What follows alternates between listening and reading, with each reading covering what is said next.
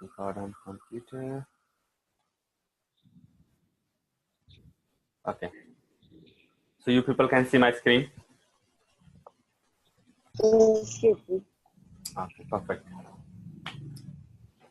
So today we are going to see a couple of important concepts in SI that is very important for you people to understand.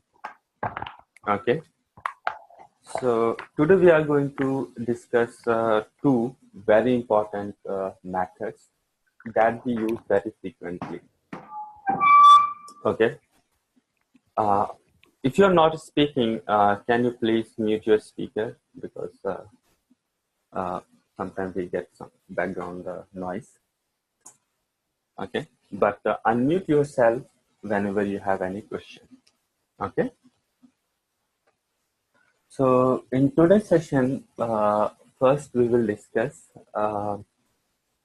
two functions that we use very frequently in while writing the business processes. One is DocToDOM and other is DOMToDOC. Okay, and after that, if time permits, then we will look into a couple of other functionalities while checking the business process in SI. Okay, so let's start with the DocToDOM and DOMToDOC. Okay, so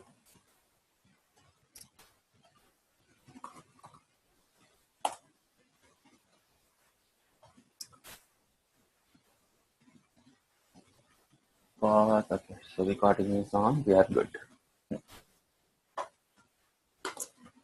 So in previous sessions, I explained you how to write business process, right?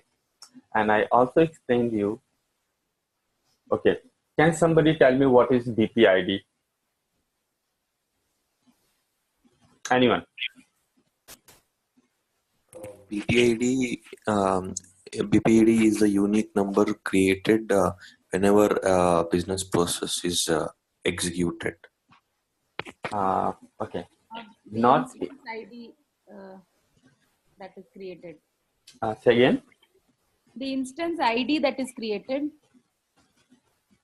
Yes. So Abhishek, it's not that it is created in your business process. It is created for your business process, right? I think you are trying to just use the wrong word, right? But I think you understood the concept, right?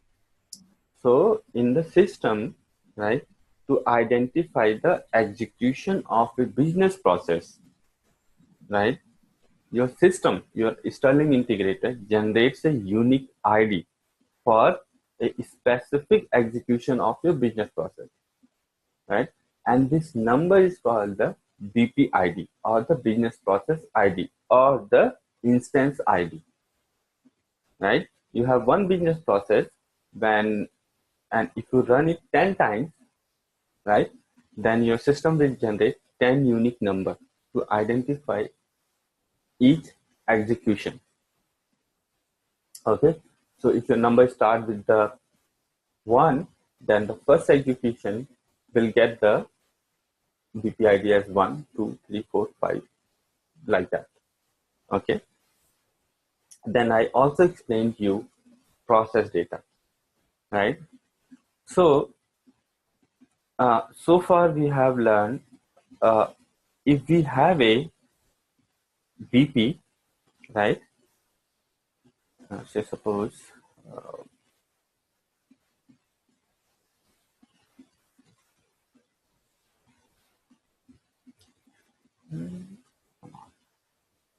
this is your BP, right? Your BP will be identified, uniquely identified by a BPID, right? Which is your business process ID. Then I also explained you that each execution of, right, each execution of your business process will have a separate, its own process data, right?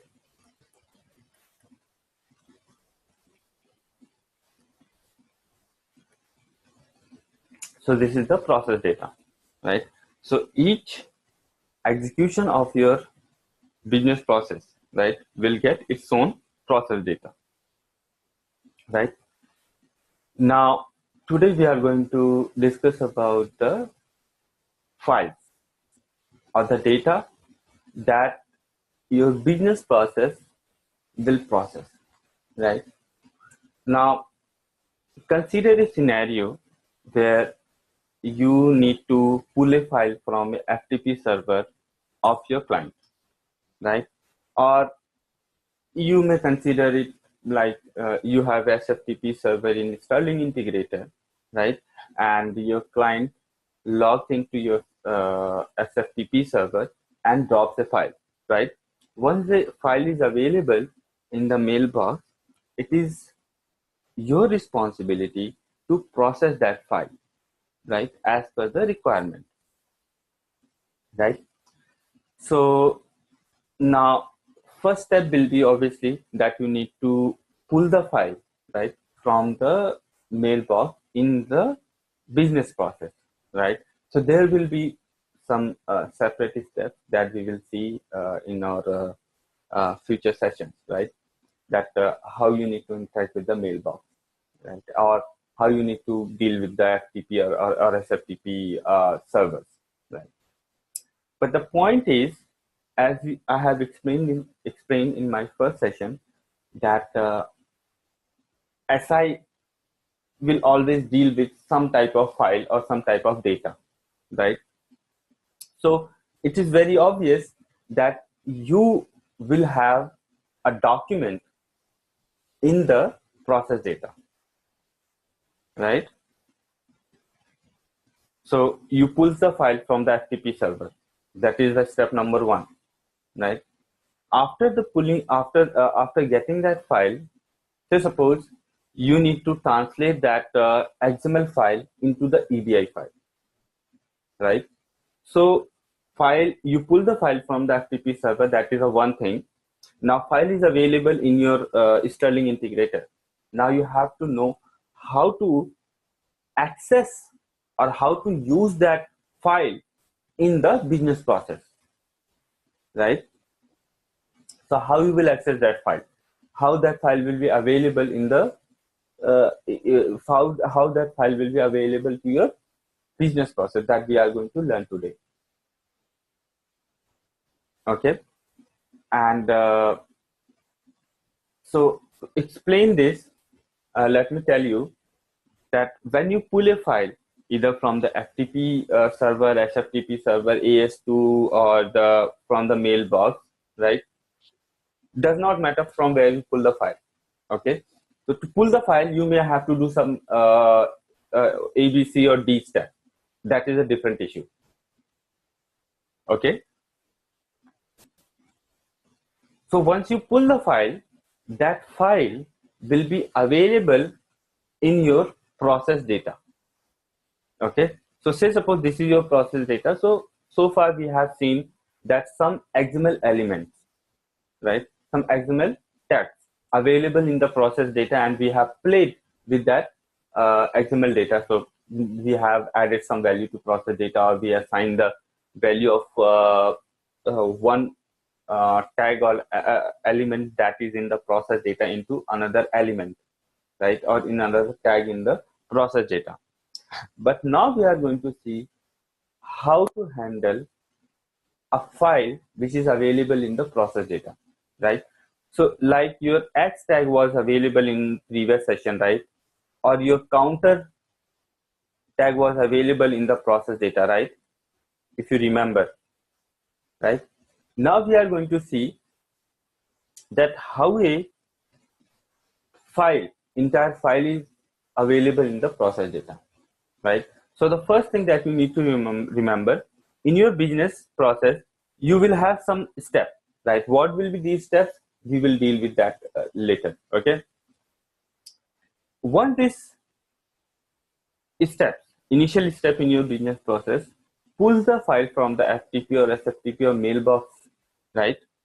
That file will be stored or will be available in the process data, right? Now, in the next step, we have to know how to access that file, right, from the process data in the business process logic. Okay, that is we are going to see. So what I'm trying to explain, let me demonstrate that so that you people get a picture. So if you remember, right, in our previous session or in the first session, we created a business process called the batch3 hello world, right? Or any business process I can take. Say suppose I take this one, okay? So I click on the execute, right? When you click on the execute, right,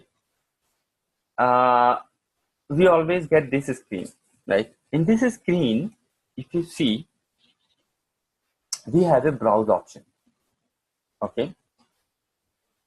So using this option, okay, actually you can browse a file, right? You can, if a file is available, okay, if a file is available in your system, right, in your computer where your Sterling integrator is installed, right, you can use that file in your business process for processing. So what I'm trying to say is, say suppose this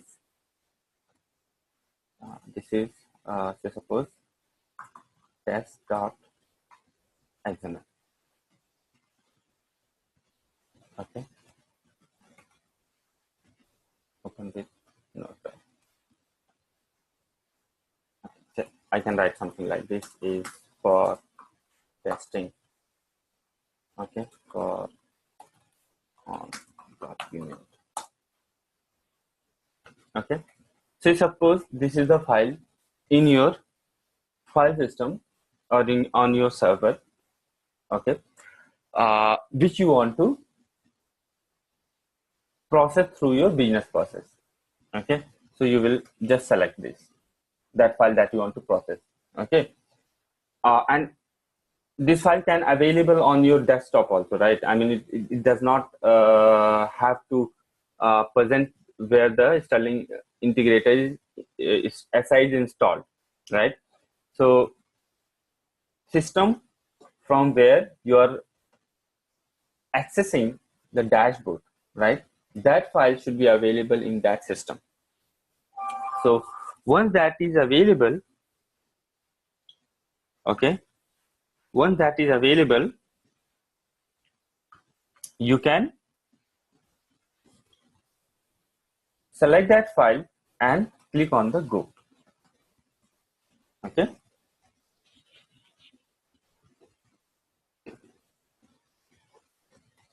Do you see this? So now if I see the process data, first of all, if you see, okay, first of all, if you see, okay, I actually run a wrong business process. Let me run this.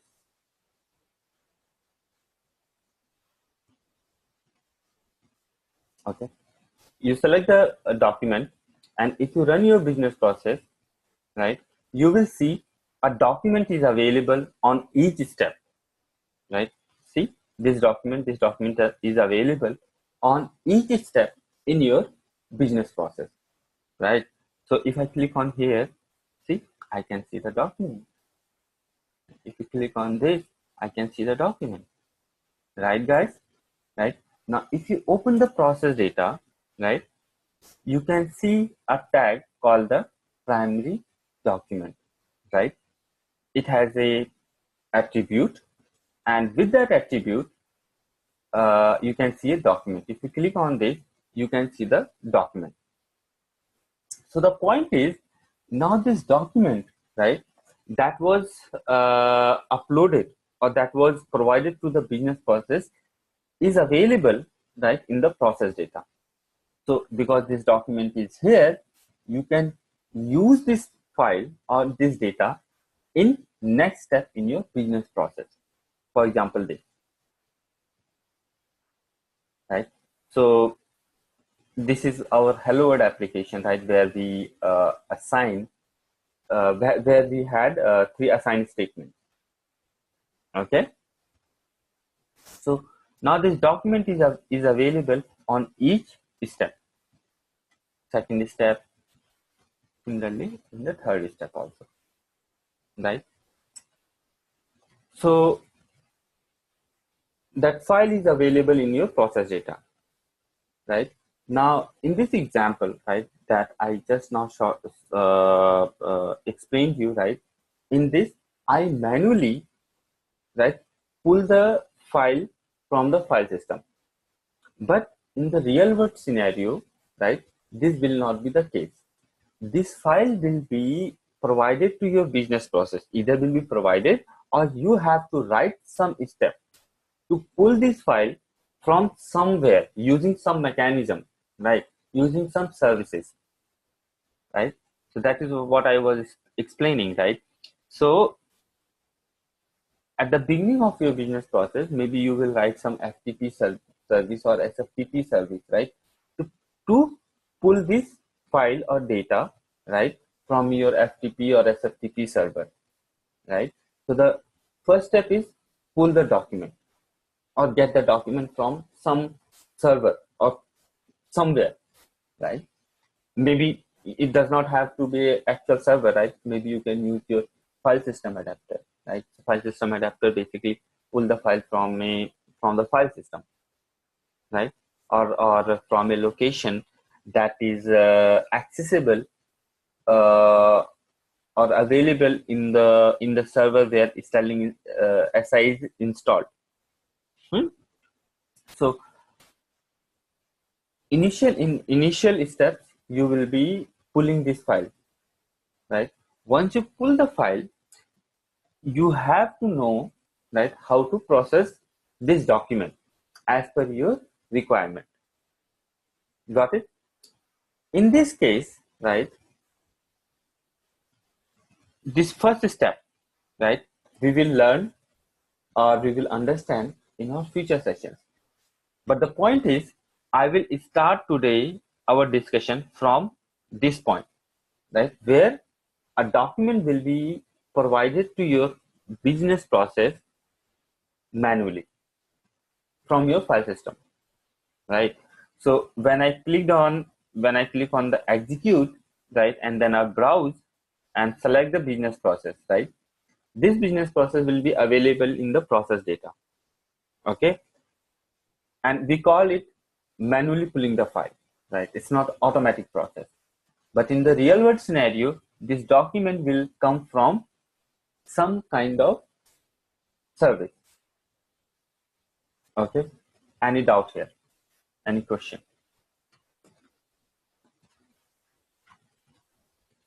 Okay, now see, this document is available here.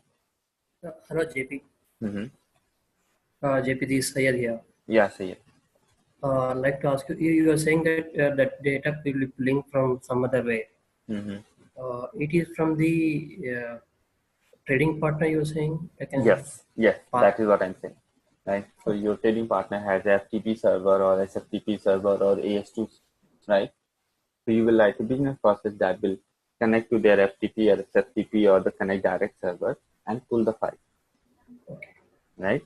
Now, Right. first step is completed and the first step will pull the file. Now this file is available in your business process, right? Next, your requirement says you need to process this file in certain way, right? That requirement can be just rename the file and then push this file to mainframe system. Your requirement can be translate this file, this XML file into a EDI file or the positional file. That can be a requirement. Okay, so requirement can be anything, and you have to fulfill that requirement. But today we are going to learn how to deal with that data. Okay, so one of the service, right, that we very frequently use, or one of the requirement that we normally face is to read the values, right, that is available in the document. Okay. So if you see here, right, this document is now available in your process data, right? Now you want to read what information is written in this document. Okay. Why you want to read? Because you want to perform some logic based on the data, right? For example, right, you get an order XML. Okay, you get an order XML from your ATG system. Okay, I'm just taking a hypothetical situation. Okay, scenario. This is your order XML that you get from the ATG. How you get from the ATG? Maybe you pull this file from the FTP server or SFTP server or someday. That is not my concern at this point. Okay, we have to learn one step every day, step by step. Okay, so you get this order XML. Now this order XML file has, say, suppose a tag called the order type. Okay, order type. Order type. This order type can be web, means it is created on the website, right? It can be customer service, right?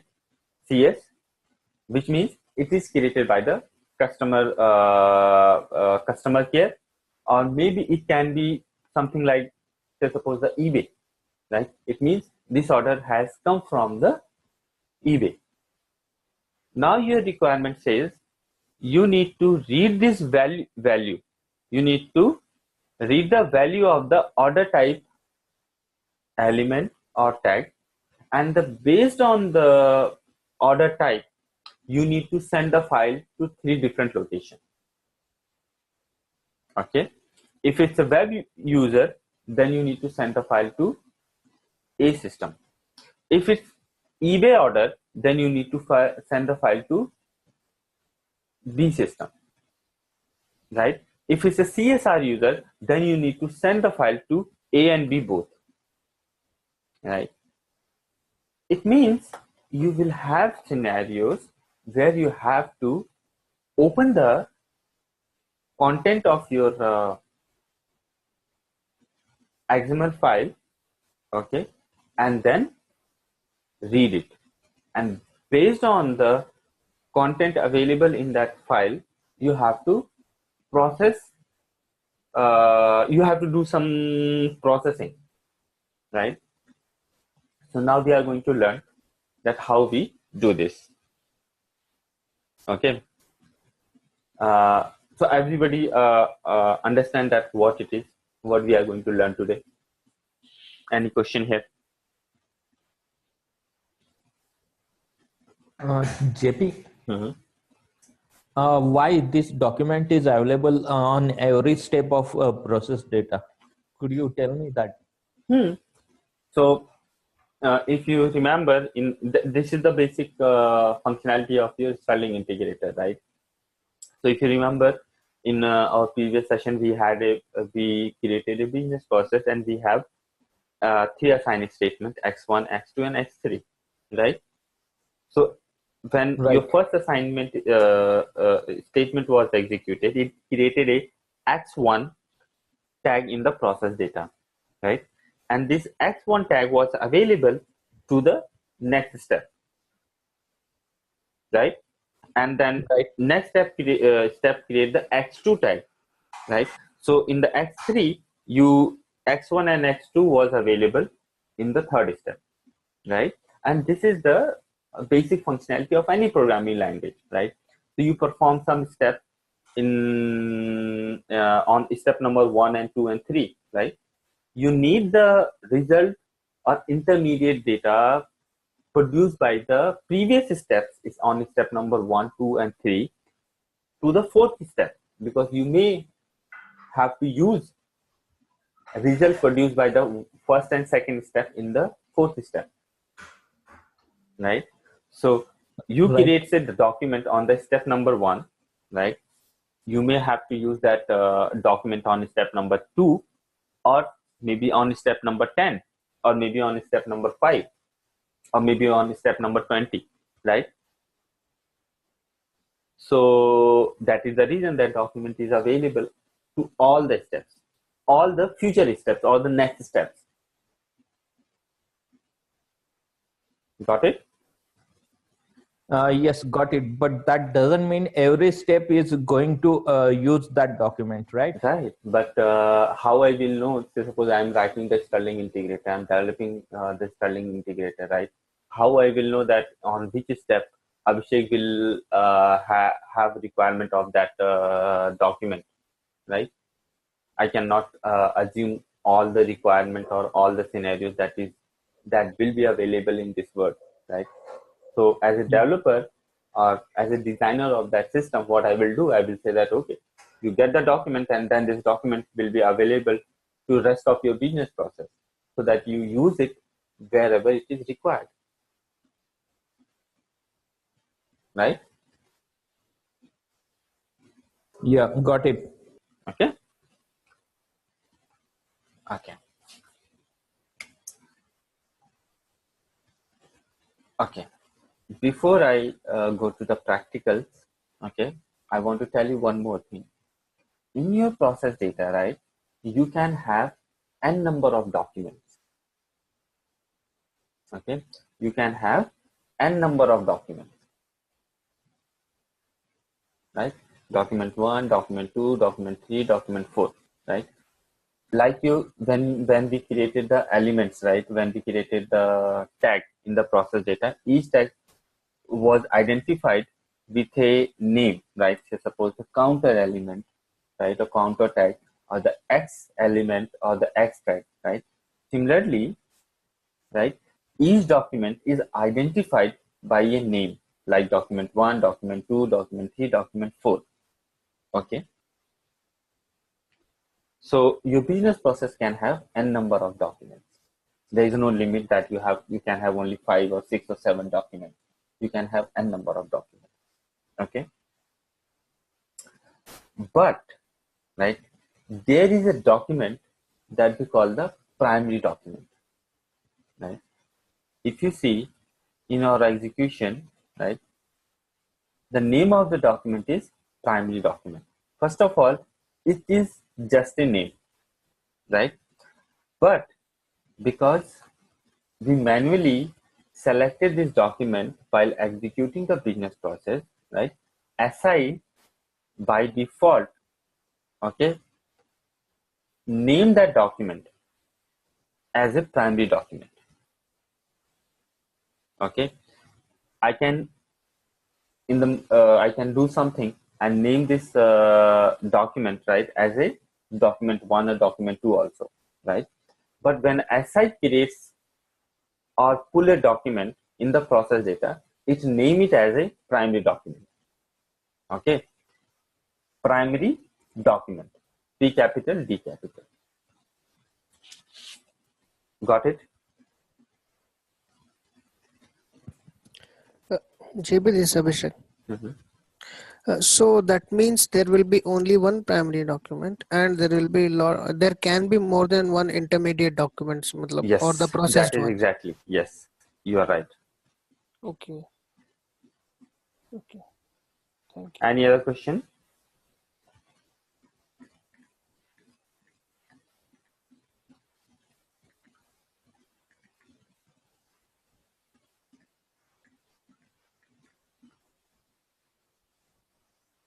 Okay. Okay. Okay. I have a question. Mhm. So can there be more than one primary document? Actually, you can have more than one primary document, but there is a problem, right? So if you have, it's just a name, right? Just a name, right? So you can have, it's like if you see X, X, X, we have 3 elements with the same name, right? Similarly, you can have more than one document with the same name called the primary document. It is possible, right? But we normally avoid that situation, right? Why we avoid, I will explain you, right? Because all your services that we will learn, right? Like your FTP put service, right? Or your keyword replacer service, right?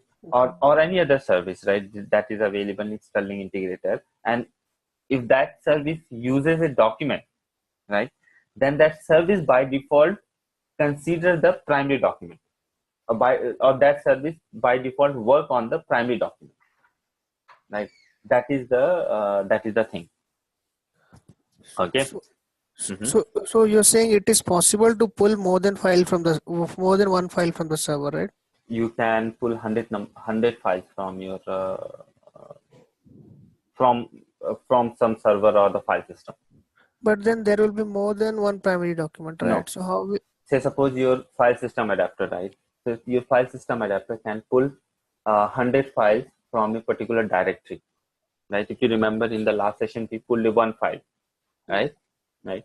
But if you say asterisk in the filter, right? If you remember, we use the abc.txt, right? Correct. Because we wanted to pull only abc.txt.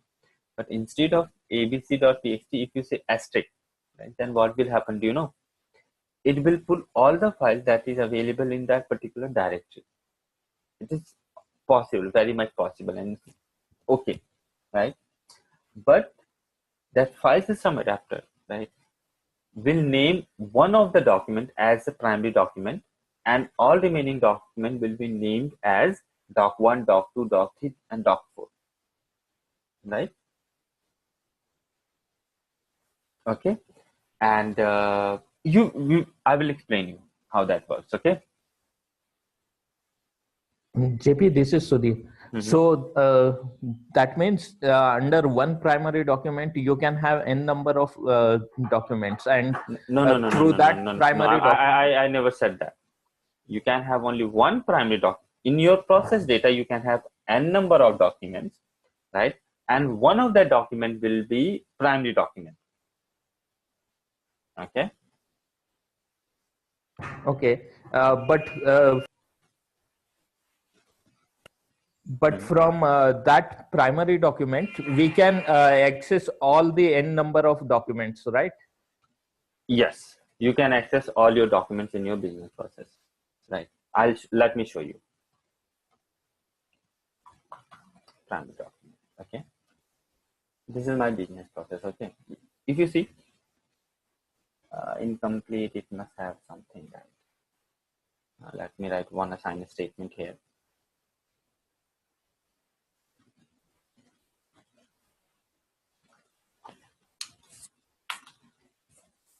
Okay, I'm not going to, for now I will just say X and store 55.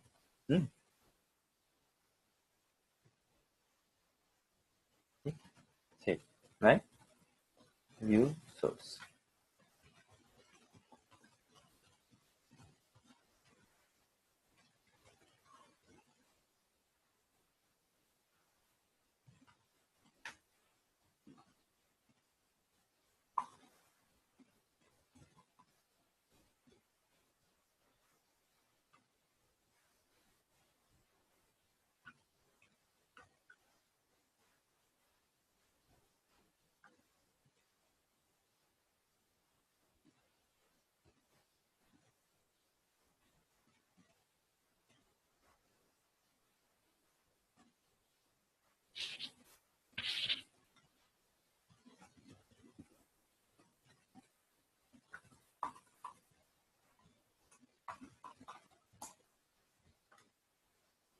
Execute.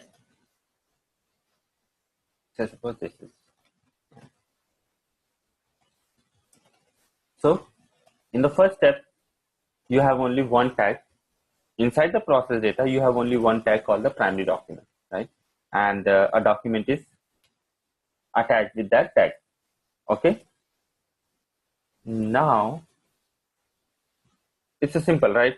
I haven't done anything. You know it. Now let me show you how I can rename that document. Document, say suppose 1, 2, and I know that in my process data there will be a primary document. What was name? Right. D capital document slash SCI.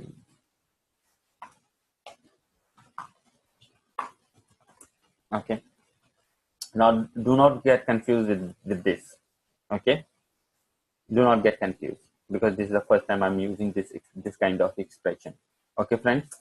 It's nothing but it's a way to access a attribute in the XML through the XPath. Okay, in XPath, if you want to access a element or a tag, then this is how we access. Okay, and then if you want to get the text value of a tag, then we use text method. We have learned this, right? But if you want to access a attribute of a tag, right? Now, what is the attribute? Right. This is the attribute, right? Let me explain it here so that everyone get comfortable. Where is my X? Nothing. Here. This is a tag. This is a tag, or sometimes I call it as a tag, or sometimes I refer it as an element, right? This is a text value. This is the X tag, and the value of this X tag is 55, right? And this is called the attribute. This is attribute of this tag or this element, right? This is a fundamental or basic of XML, right? In XPath, I have explained you, right? We use XPath to access the values. Okay. In XPath, if we want to access an element, right? If we want to access the value of a element, right? So element is X or the tag is X. We want to access the value of tag. So if I want to access this 55 that is stored in X, then we use this kind of expression, right? So we have to use X slash text, right? If we want to access or use the entire tag, means X, entire X, right? Then we use this kind of expression, okay? But if I want to access this attribute of a tag or element, right? Then in XPath we write it like this: primary document slash this means name of the tag slash @ and then the name of attribute, right? So by this statement, I'm saying assign the value of primary document in document 1. Okay.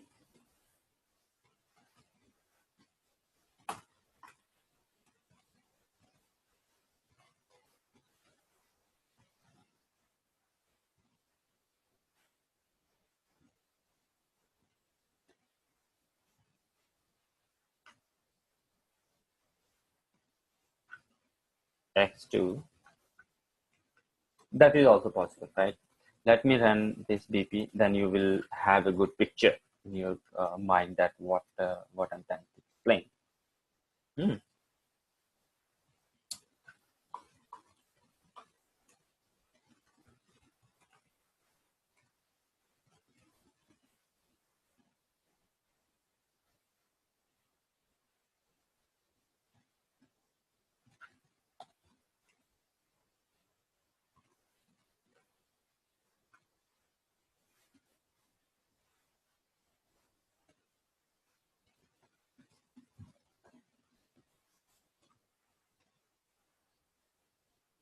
Execute.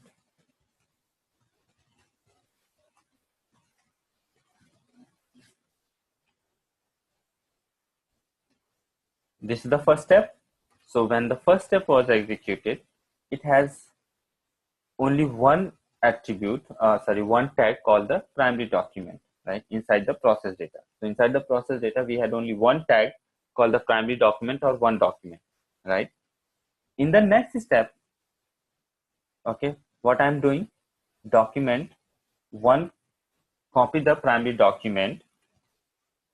This is not going to work. Sorry. I used in this field. Actually, this is for the constant, right? If you want to, I have explained this thing to you, right? If you want to assign a constant, then we use this field, constant. But if you want to assign access a value in the tag from another tag in the process data, then we use the from. Okay, so I have to write the same expression in the from. Okay, actually it should be in the from, not between the assign start and assign end. Okay, I have to run this BP again.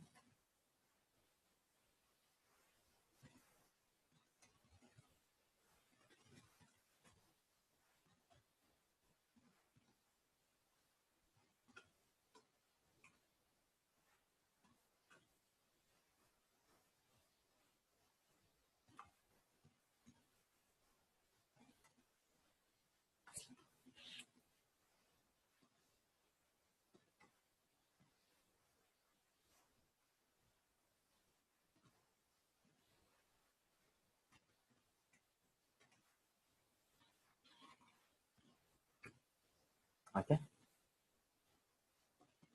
first step, only the primary document. Come to the second step. What do you see? Document one.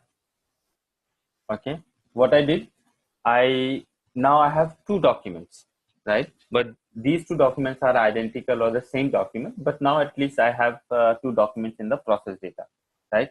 Name of the first document is the primary document. Name of the second document is document one. Okay, name of the third document is X2, right? Although all these documents have the same content. See, you see this? Same content. Right. So the point is, you can have multiple documents, right, in the business process, right? And you can, in fact, you can have multiple primary documents as well.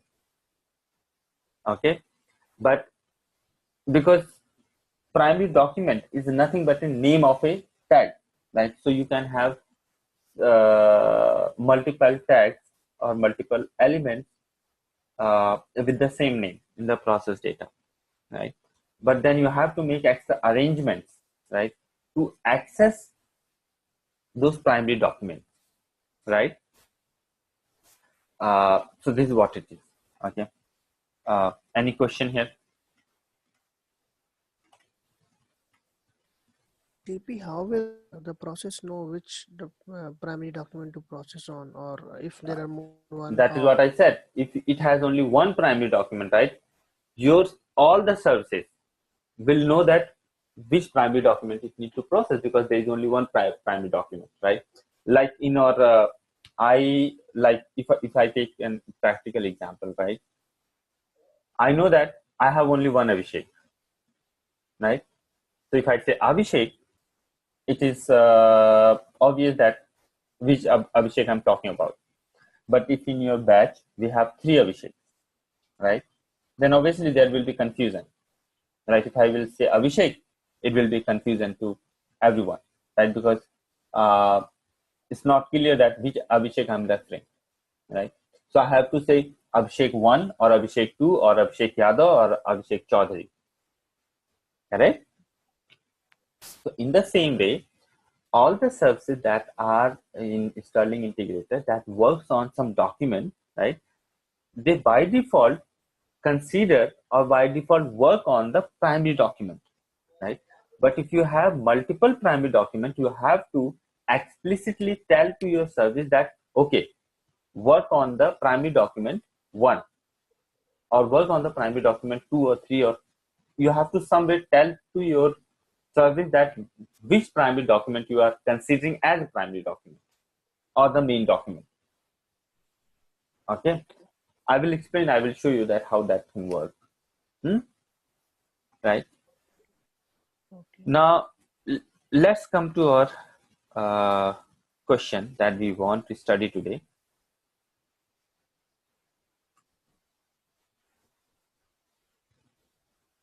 Here. So suppose this is your order XML. Okay.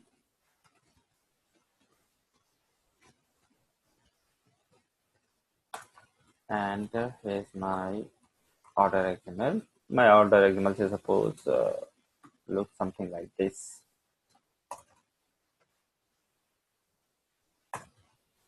Order. Okay. Order type.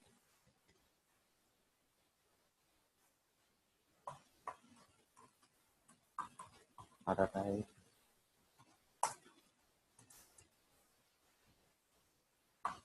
Item. Name. 1, 2, 3, 4. Item. Name. Name. User name.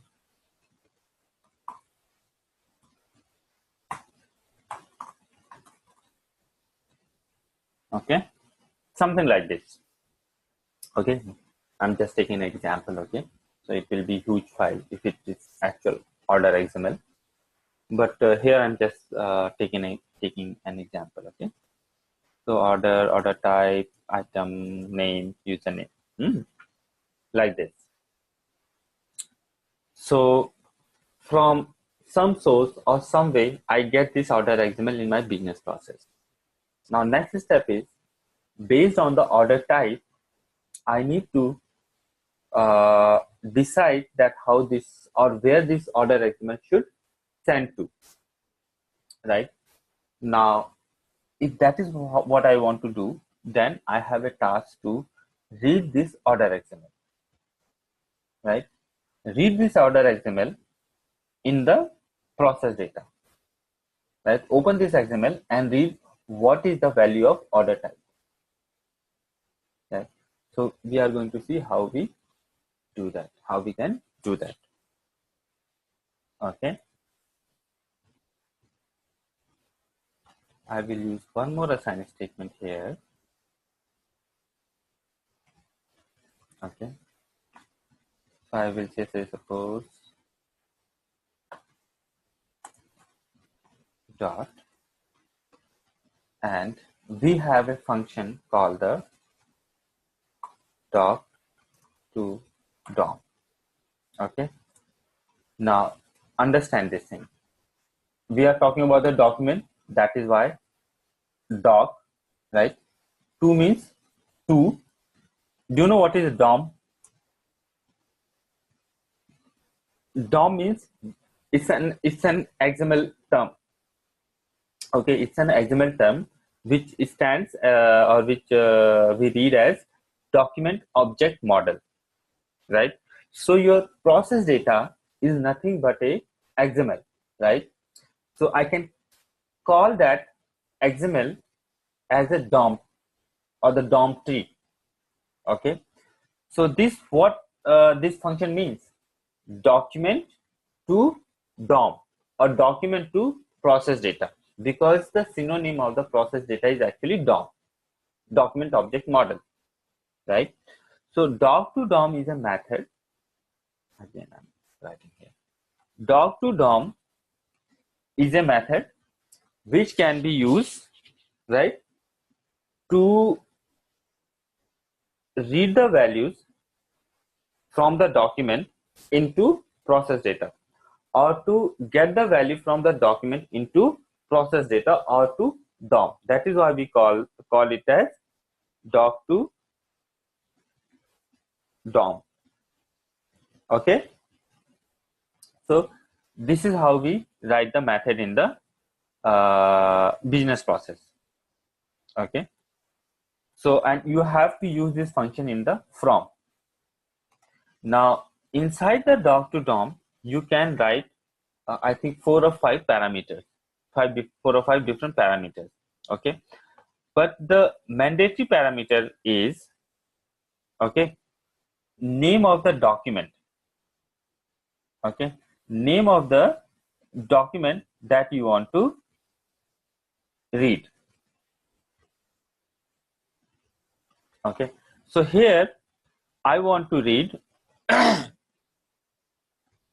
primary document, right? I want to get the values or get all the information that is in the primary document into process data. So DocToDOM primary document.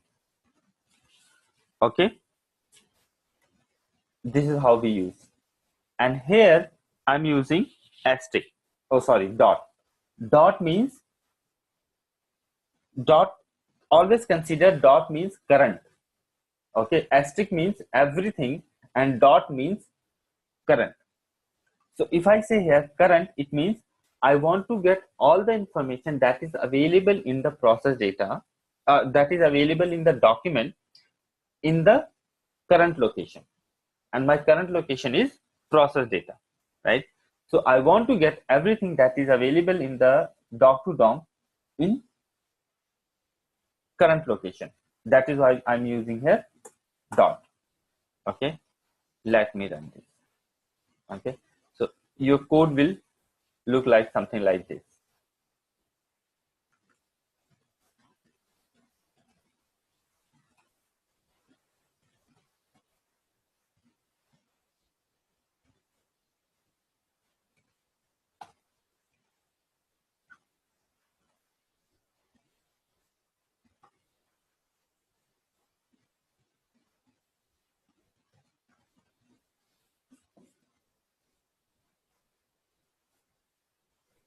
Execute, order XML, click on go.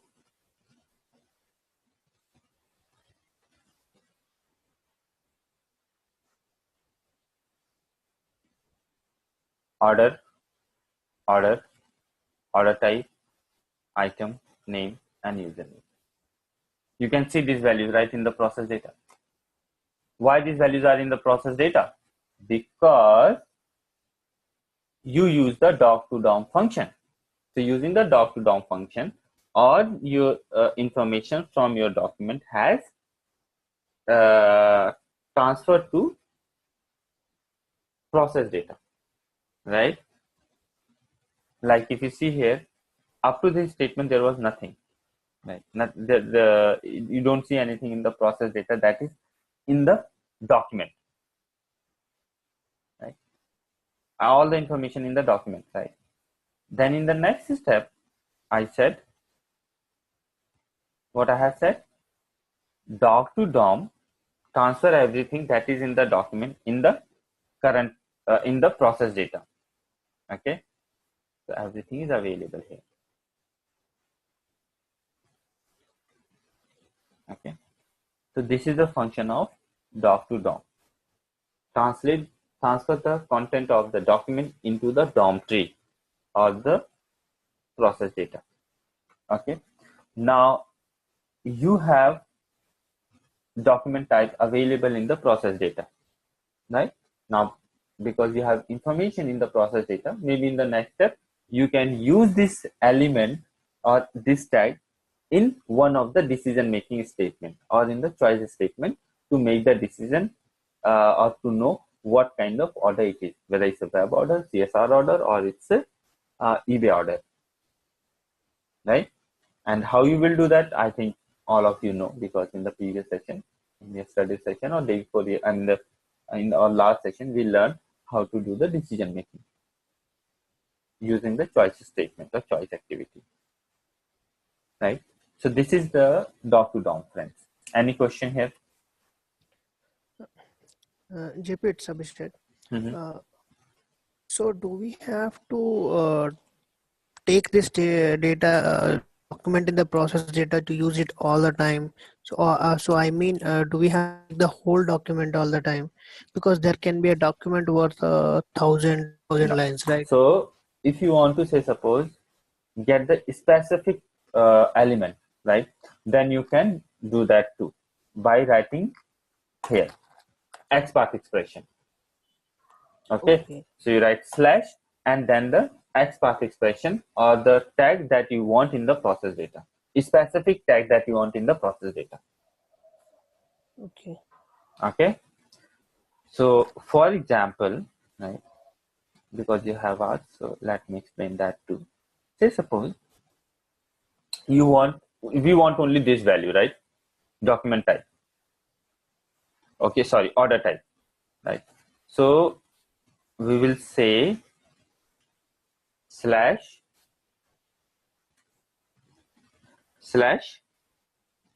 order type. Okay, and now it does not make sense that a particular text value come to the process data, right? So far, because I was loading the entire XML tree in the process data, so that is why I use the asterisk. But now I have to say something.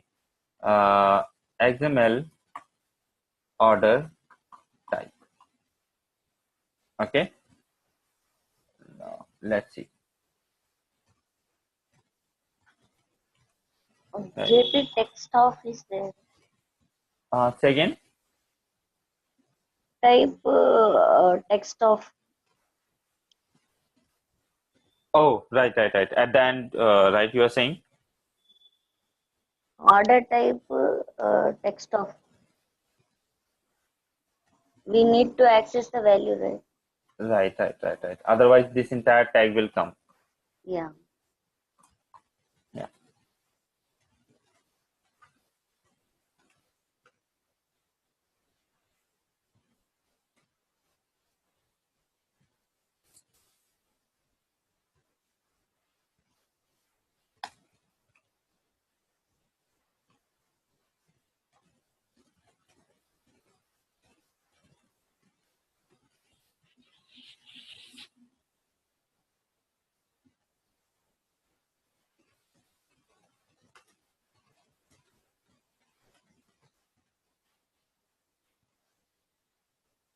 Ah, I need a document, right? If I do not select document, nothing will work.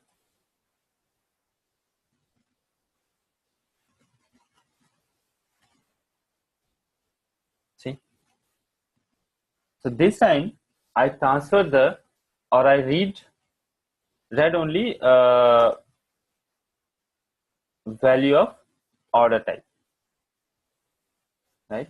So you can write the XPath expressions as well after the DocToDOM. Okay, DocToDOM / order type text. Got it, everyone? Yes, JP. I have one more question. With this. So whenever it is an XML file, it is like the way we are doing it is fine. With this method, you can read only the XML document. Only XML. Okay, so if it is a different kind of file, like Nope. your flat file, then You cannot use this function. then how we use those datas in process our Map. instance? Map. You have to use map. In the map, we have a base or the extended rule function which we can use to transfer the data from the map to the process data. So with a normal document, can we not check if for which specific segments? No, specifics, if you have, I mean, we can do few other things, right? But there is no straightforward way. Like there is, if there is a similar data with order type and these things, and we want to know what is the order type, but it is not an XML file. We want to show it in the process that this is an order type data.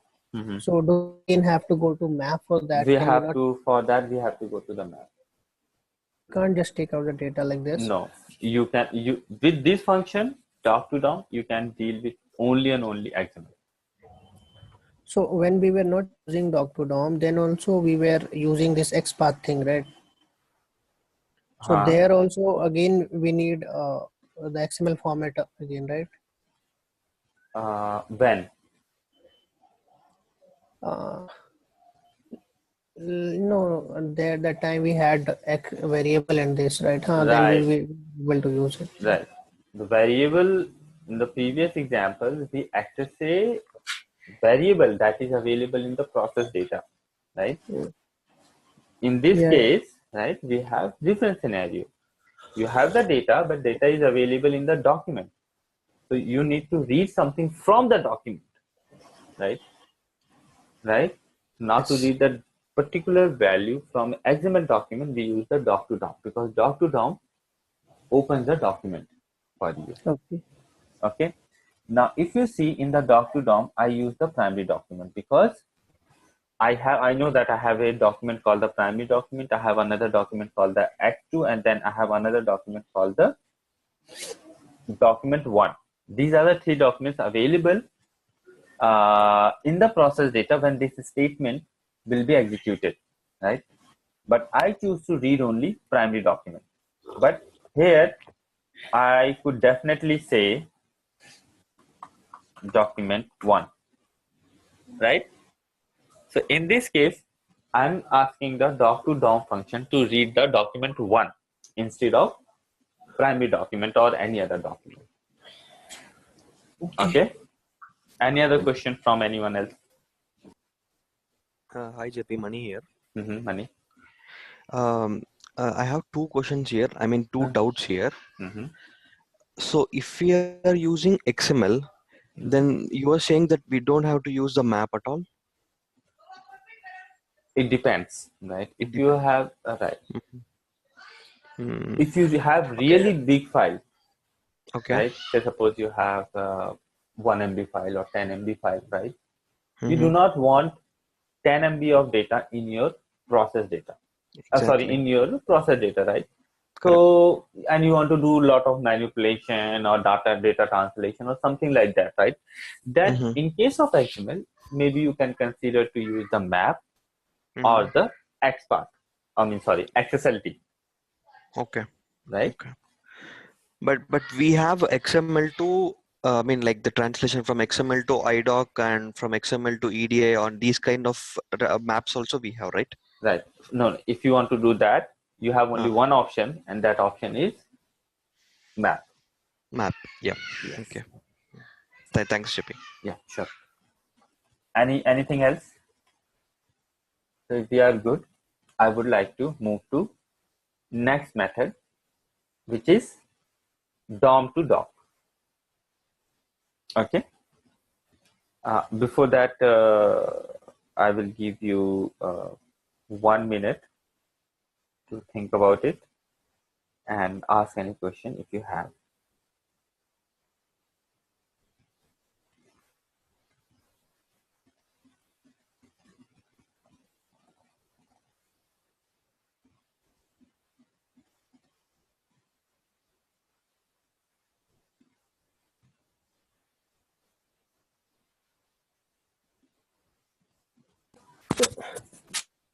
JP, can you tell me just one thing? So we can use the map for XML files as well.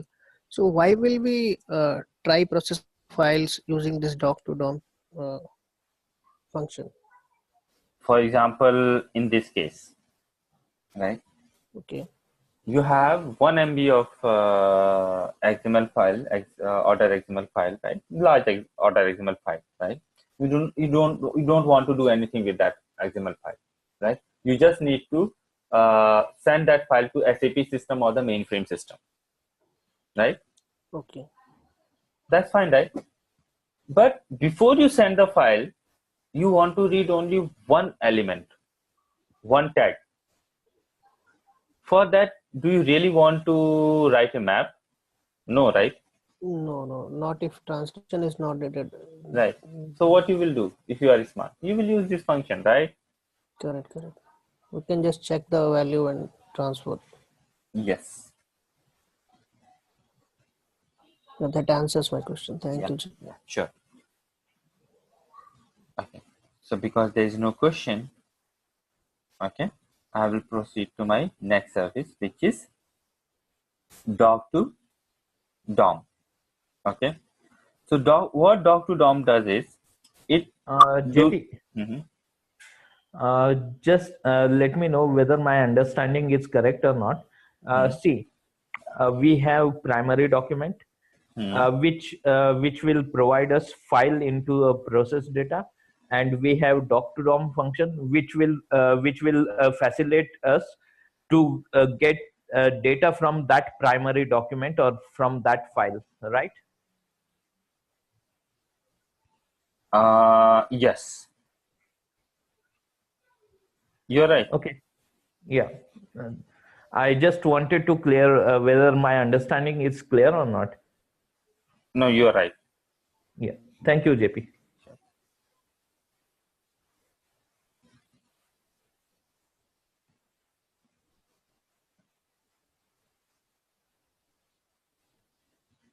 Okay. So next function that we are going to learn is our DocToDOM. Okay. DocToDOM function do exactly opposite what DOMToDoc do, right? Because DOMToDoc, document to DOM, right? But next function is DOMToDoc. DOM is, as I explained to you, what is your DOM? DOM means Process data. process data. Document option. Now we want to create a document from the process data, right? Say suppose you have a business process, you write a business process, right? And in that business process, you have a very complex logic, right? Say suppose you get the item detail, right? And then you perform the tax calculation, and then you have some other business logic, and then after performing all this business logic and all that algorithm, you create some intermediate data, right? And this intermediate data will be available in the process data, right? Like say suppose you created a tax on the particular item. So item is X, and now because the shipping is going to the India, right? So we have to apply 5 type of GST, right? So you have tax 1, tax 2, tax 3, right? Now you have bunch of the information like your item is this, shipping is going to India, and the GST is $5, and then the state tax is $10, and the service tax is $50. So, and the total becomes your $500, right? So this is the intermediate data that you calculated after applying some algorithm or the logic, right? Next step, what you want to do is you want to collect this data and send to the mainframe or send to the SAP system, right? So here, what is the requirement for you?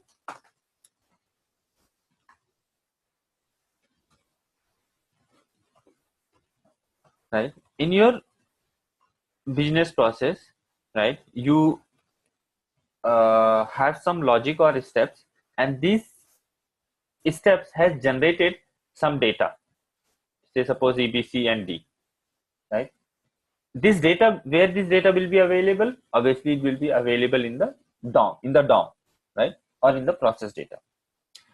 In the next step, your requirement says collect this intermediate data that you have generated with your algorithm or with your complex calculation.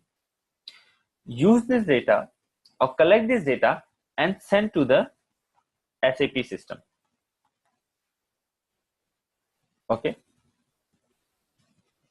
So you know how to send the data to SAP system, but now the question is how to create a document, right? Or how to pack this data or this information that is available in the process data in the document.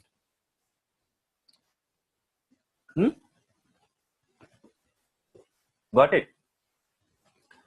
We want to pack all this data, right, in a document. So if you want to do this, you have to use the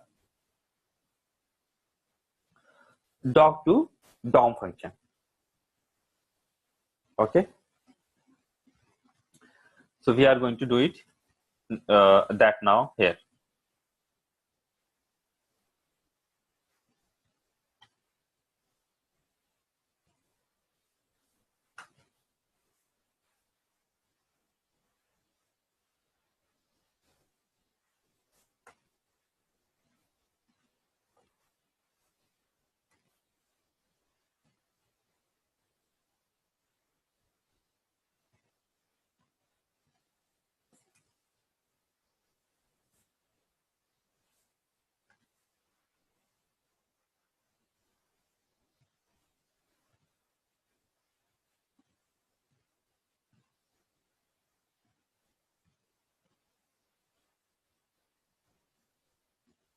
Here it will be like this. Okay, now say suppose this is my test. In the from, we'll write DocToDOM.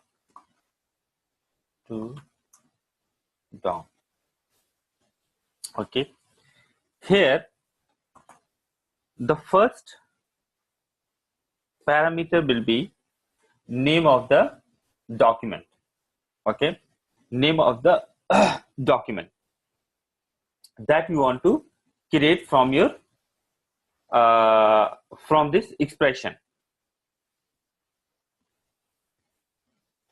JP, I'm sorry. I think it is DOM to doc, right? Because we have already discussed Yeah. DocToDOM. DOM, you're right. DOM to doc. Okay. In the DOM to doc, what you have to do first? What is the first parameter here? Just let me remember.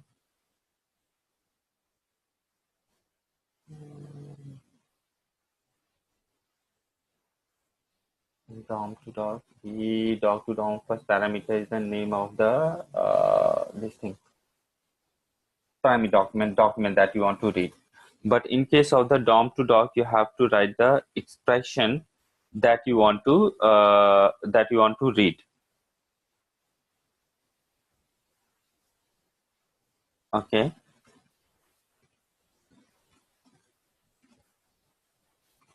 So say suppose I want to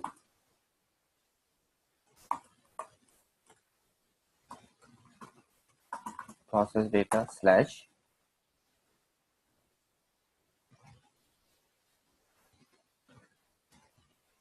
okay, now look, I'm going to remove something from here, okay, so that I have some data, right, in the process data, right, to create my new document.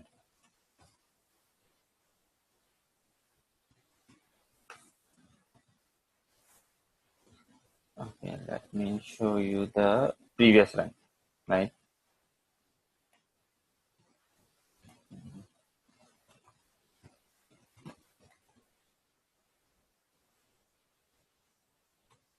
Okay. So before your execution engine run this assign statement, right, your process data will look something like this. Okay. Now say suppose my requirement says I want to get everything that is in the process data. Okay, that is inside the process data. So what I have to do is I want to get everything that is inside the process data. That is my requirement. So in the DocToDOM, I have to write DocToDOM, and then the first parameter in this method is the XPath expression. Okay, XPath expression from your process data or with respect to your process data that you want to store in the document, right? So say suppose your requirement says I want to get everything that is inside the process data. So I will simply say DOM2DOC / process data, right? If I do not do this, then in my document I will get the process data tag as well. Okay, so let me run this, right, and then you will see how it works. Okay, so suppose this.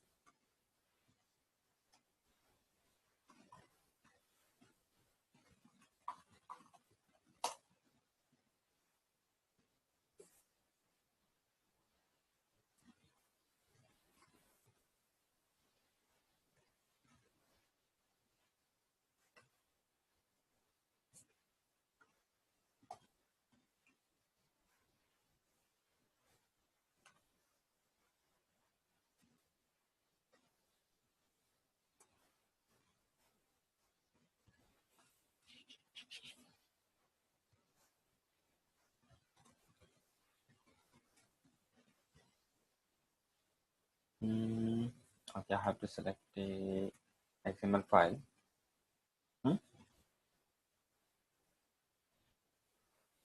What happened to this?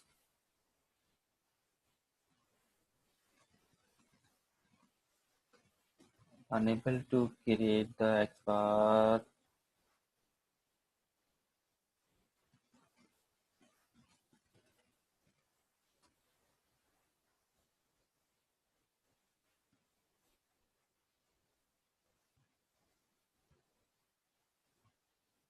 This is right, correct? Or is it OC in small case, like DOM to doc? You're right. You're right. It's a typo. DOM to DOC. Doc.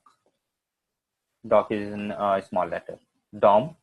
It's a DOM is capital, and in the doc DO after D, O and C is a small letter.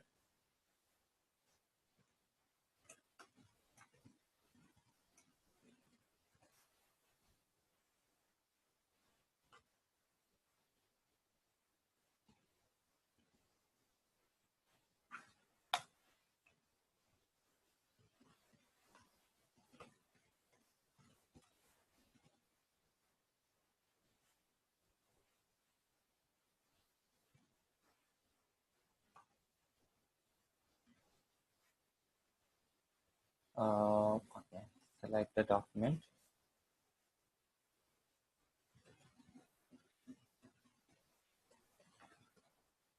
Okay. So we have seen up to the step number 3. So when your step number 3 was executed, right? Your DOM to doc. I mean that what was that?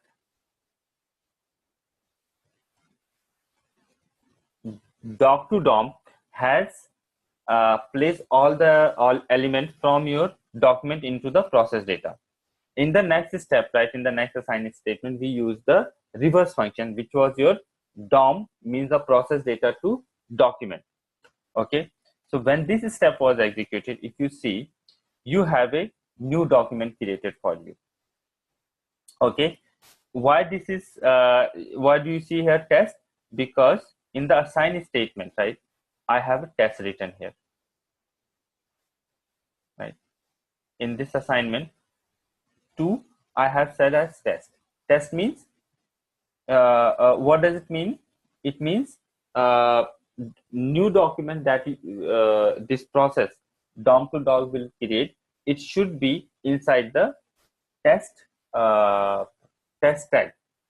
Okay, so that is the reason you have here test. Okay, inside the test, a document is created, and this document is created by your DOM2DOC function. Okay, now if I open this, right, what do you see? You see everything what is inside the process data.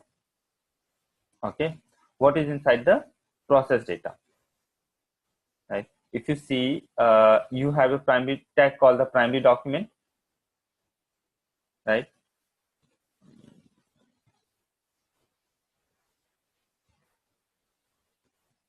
In your process data, you have a tag called the primary document. So it has been copied in the document that is being created, right? Then you have document 1, right? Then you have X2, and then you have your XML object type, right? In your process data, if you see, you have XML object type, okay? And then you have order type, item name, username, order, and then XML type. So whatever you had inside the process data, right? Inside the process data, everything is copied in the new document that DOMToDOC function has created, right? Now, why everything is copied from the process data in the newly created object? Because here you have write the / process data, right? But say suppose your requirement says we don't need to get everything that is inside the process data. I want to get everything which is inside the XML order type, or I want to get everything which is inside the order, right? Now say suppose your requirement is you want to get everything which is inside the order tag, means you want to get these 3 elements in the new document. So how we will do this, right? So inside the process data, I want to get to this tag, which is your XML order type. Okay, so I will say / XML order type / order / order. So this time, new document will be created with this DOMToDOC function. Okay, but new document will have data only which is inside the order tag, right? Which order tag? Which is inside the XML order type, right? And which XML order type? Which is inside the process data, right? That is meaning of this XPath inside the DOM2DOM. Okay, so let me run this, right? So you will see that how document how the document is created by this business process is different from the previous one.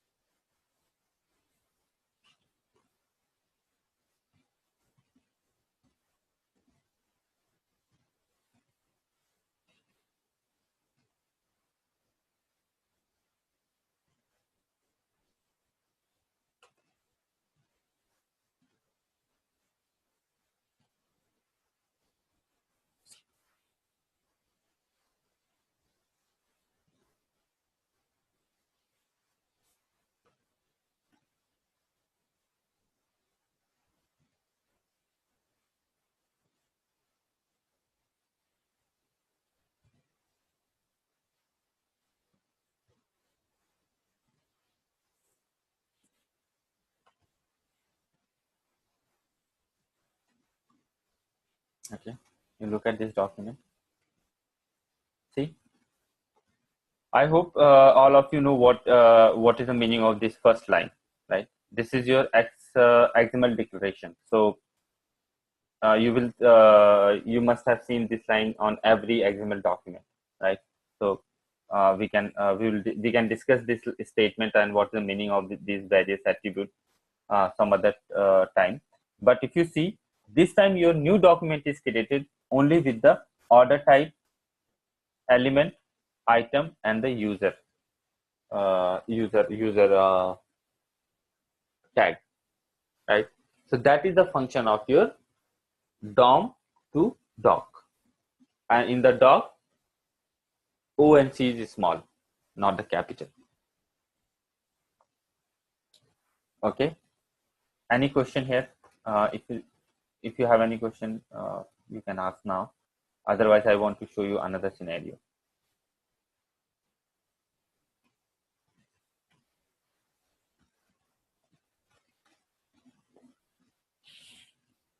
JP, Mm-hmm. this area actually every time when you change, when you copy the XML file and you're pasting into execution, there is a description called you're changing always the name. Alright, Oh, who is this?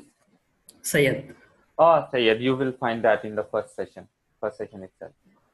Okay, if we can't override for that. So when we check in the BP, right, I Yeah. type some description, right? So when you Yes. check in a new code, right, system asks you to write a description, Yes. right? So in description, basically you're supposed to write something what you have updated in the business process, right? Because say suppose you updated the business process, right, and you left for the day in the offshore hour. Now when I come to the office in the on-site hour, I should able to see that what business process has changed. Okay, so I will see that this business process was changed by the Said, username Said, and what he has actually changed, that I should see in the description, right? If I click here, I should see in the description that okay, I have added the order type functionality, something meaningful, that what you updated in the business process. Okay. Okay, so that is what we write in the description, but here I just write something because Okay. save some time. But yes, when you check in the new code, system force you to write a description, and the purpose of that is to write something meaningful, right, about your update or about your change. Okay. Okay. Thank you. Sure. Okay. So So JP, I have a question. mhm. So can we capture the file name of the input file? Yeah, we can definitely get. So we have a service called the BP document info service. Okay, so we can use that service to know the document name, and we use the same service to rename the document. Okay. Right? We will discuss that. Okay.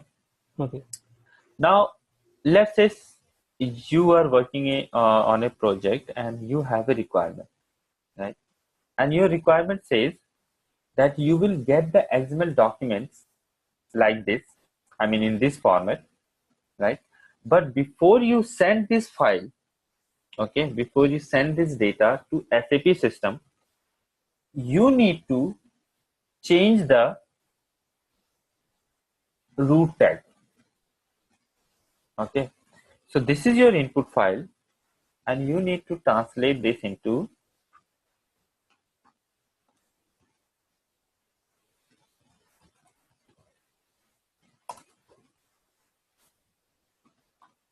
SAP file.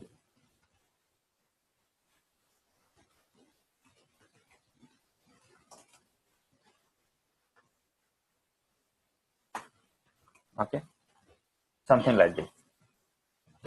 Got it? So what changed? Just the root tag. Okay, from the order to SAP file. So if you have this kind of requirements, I suppose, then how will achieve it? To achieve this, actually you can use the same function that we just now learned. Okay, which function? DOMToDOC. Okay, because in DOMToDOC function, actually there is a one more parameter, second parameter. Okay, in the second parameter, right, you can write the, or you can specify the root tag. Okay, you can specify the root tag.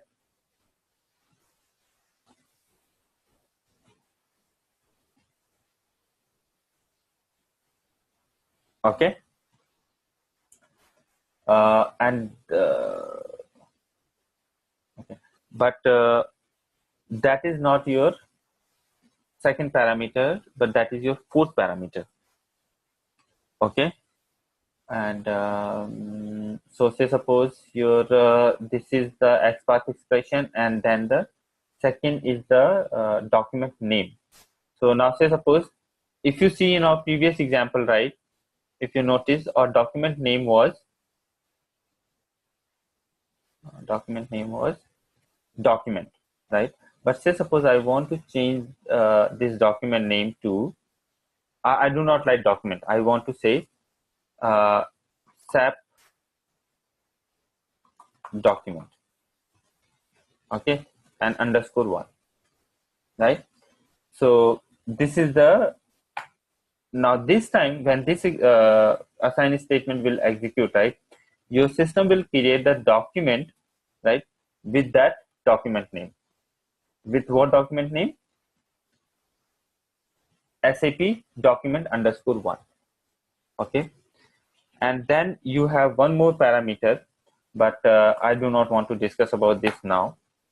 And the third parameter is root tag name.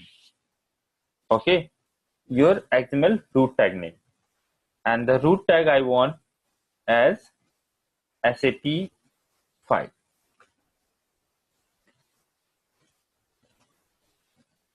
Okay, so here I will say SAP file within the single quotes. Okay, SAP file, and then your standalone, and then name of the document. Yes, right. So this time in this expression I specify 3 more parameters. So to explain again, the first parameter is the XPath expression from where you want to transfer the data from the process data to XML. Second is the document name, right? This is your tag name in the process data. Third is something related to XML specification. Okay, and the fourth is your root tag. Okay, so let me run this program, and then I will show you that how this expression will change your new document that DOMToDOC will create.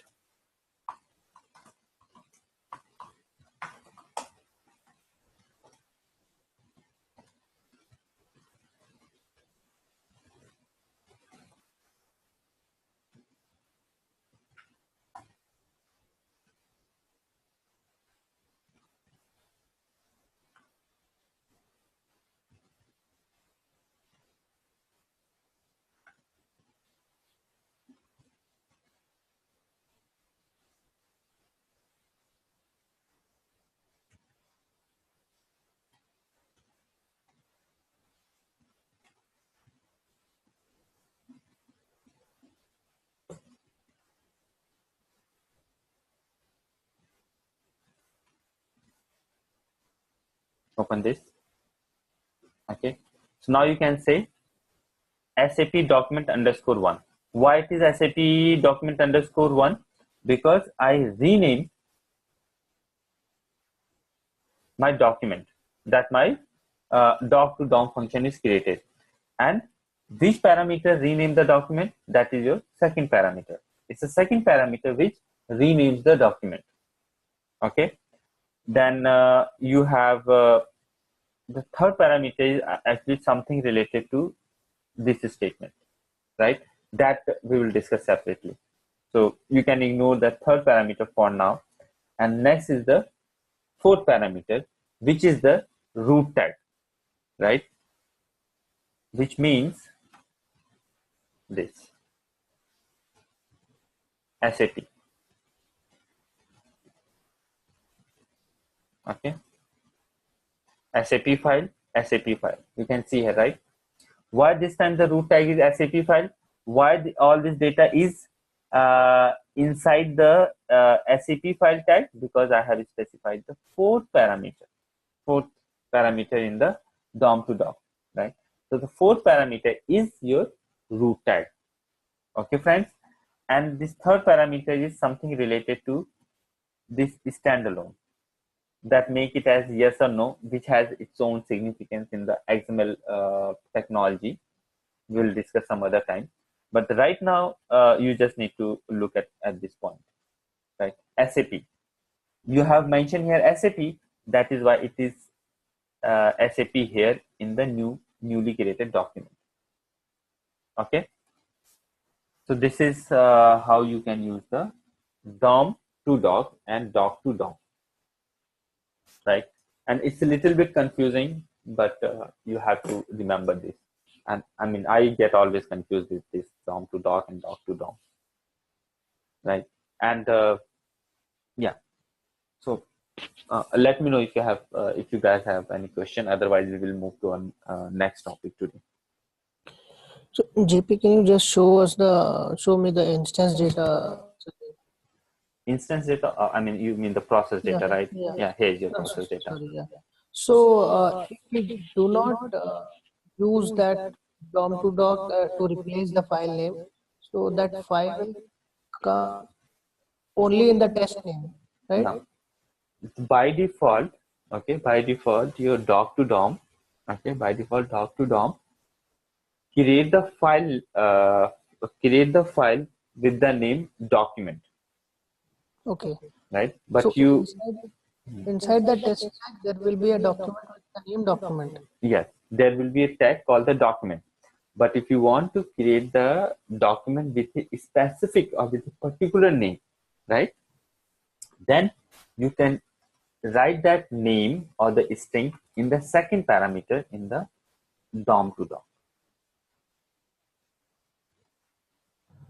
And if we don't want to replace the file name, then just the tag name then? Say again? I'm asking if we don't want to change the name, we just want to change the root name.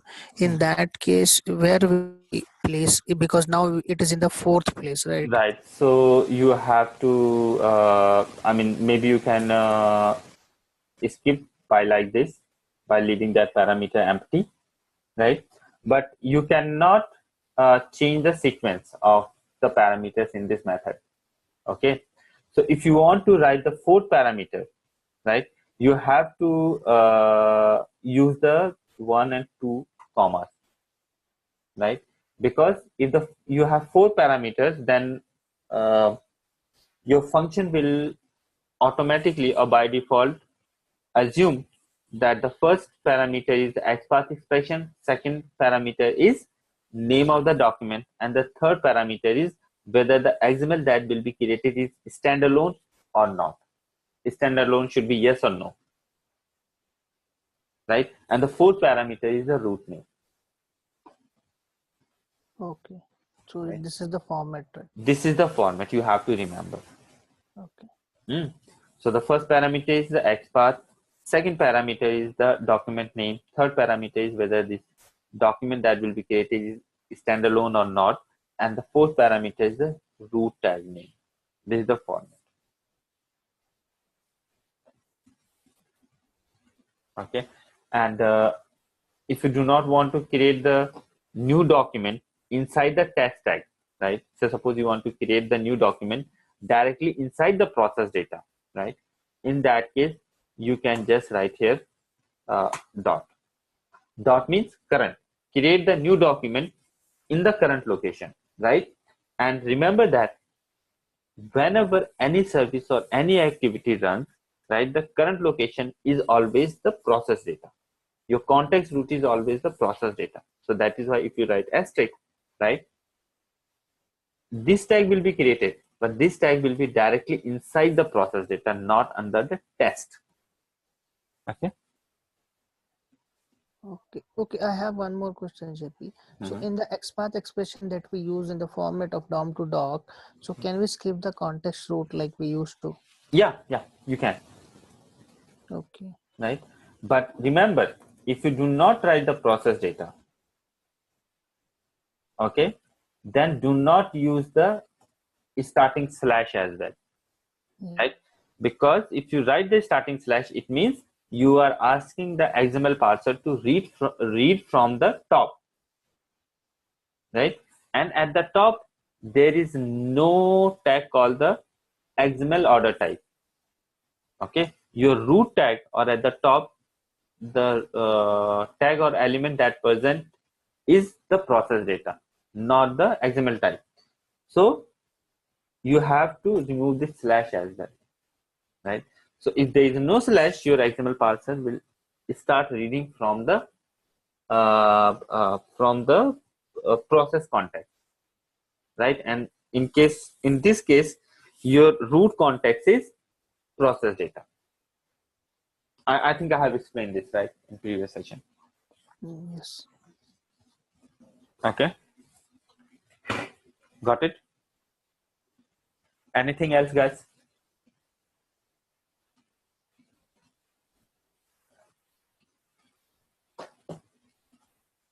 Okay.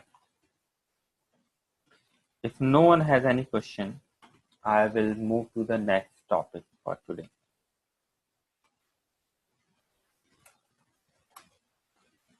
Okay. So today's next topic is parameters that we get by checking a BP. Okay. Okay. So it was our first business process, right, that we wrote. Hello world. Okay. So there are a few things that I want to explain you with this BP, this simple BP, right? Okay. So you have X, and X. Why do you have X? Okay. Do I need multiple parameters? No, right? Yeah, doesn't matter. Okay, I can show you this way also. Okay, now I will write something in the description. Click on the next. Okay, now in this second page, you see a lot of options here, right? Right. There are a few options that I'm going to explain now because the course that we have covered so far, it kind of touches those points. So if I explain these things, right, some of the options you will be able to understand, but there are few things that you may not able to understand at this point, right? Because there are certain portions that we haven't covered yet, right? So few options I will explain later, and few options I'm going to explain now. Okay, I think I will able to explain most of the options now because I have covered. We have learned quite good portion of Stalin integrated, right? So let's first come to the persistence level. Okay, very important parameter. Okay, Hello, JP. People ask this. JP, this is sorry to disturb you. Yeah, sure, no problem. In append, we given as a true here. Right. So every time it should be a false, right? No, if it's false, it has a meaning. If it's true, it has a different meaning, right? So if I have explained that in the first session, it was first session, right? Or in the second session? Okay, I will see the video. So in the first session or in the second session, I have explained that what is the difference between the what will change in the business process and in the process data if it's true or if it's false. Can someone tell me that what that true false is and what difference it makes? In the assign service, we are given defaultly is a false is there. False means we are giving the values to the variable. Example, x equals to 10. Second time x equals to 20. Third time x equal to 30. In the process data, x value will be 30. The value will be override. When we are giving the true, means in the process data we should have x equal to 10, x equal to 20, x equal to 30. This value will be populated in the process data. Right, exactly. So that is what shared is, right? So if you do not write anything, then by default it's false, which means if you use the name of the parameter same, right? If you use the same parameter, right, in the process data, it will be overridden. So if you have, say, suppose x 3 times, right? Okay. So the second x will override the first x, and the third x will override the second x, right? But if it's true, right, then in your process data you will see 3 x's. Okay, Okay. I'll show you now. Okay, so now first let's understand the persistence label. Okay, so let's first look at some theory here. As you know, right, when your business process runs, right, say suppose this is your business process, it has A, B, C, D, 4, 5, 6, 8 or 9 or 8, 10 steps. Okay, your execution engine, right, when execute this BP, right, it will execute the first step first, right? So when your execution engine execute this step, what it does, it saves all the information related to this first step in the database, right? So say suppose this is the assign statement. It has said it says x equal to 10. So what information will go in the in the database? First of all, your process data is updated, so a process data will be created, right? And then what time this step is executed, I mean what time the execution of this step started, at 12, 24, 30 seconds. What time it ended, 12, 24, 32 seconds, right? And then the process data, where it will say x equal to 10, right? Next step, when your SI executes the next step, it will save the same information again, right? Start time, end time, and then the process data now will have x and y, or the say suppose your x1. In the third step, again you have start, end, and x3. So the point is, by default, right, your Sterling integrator persist. Now the term I will use is persist data generated on each and every step in your business process in the database. Okay, by default, Sterling integrator persists data generated by every step in your business process in the database. Okay, as I explained. Now, every time your SI engine, right, engine has to connect to database and insert a row in the in a table, in some table, right, in SI database. Next step executes is again connect to database and insert a record in the database. Next step executes it again connect to database and insert a record, right? Now say suppose your business process has 200 steps. In every step, this process will be repeated. Now say suppose if you have 1 GB of file or 100 MB of file, right? This 100 MB file will also store in the database. Now just assume how much data you are writing in the database, right? And this process, right, I mean this thing called the persistence, right? Persist means in the programming term, persistence means saving something in the database or in any permanent location. So on every step, your SI is actually persisting or saving lot of data in Sterling integrator, right? For the monitoring, maybe, right? Or for the tracking purpose, right? Now, if you assume this BP has 200 steps, and this BP runs 10 times or 100 times every minute, right? You will see, obviously, right, your system will slow. Your Sterling integrator will slow down. Why? Because before executing to the next step, your SI has to connect your database and save all the information in the in one of the table in the database, right? Like this step, then this step, this step, this step, this step, like that. Every step, on every step, right? Which is not good in any production environment,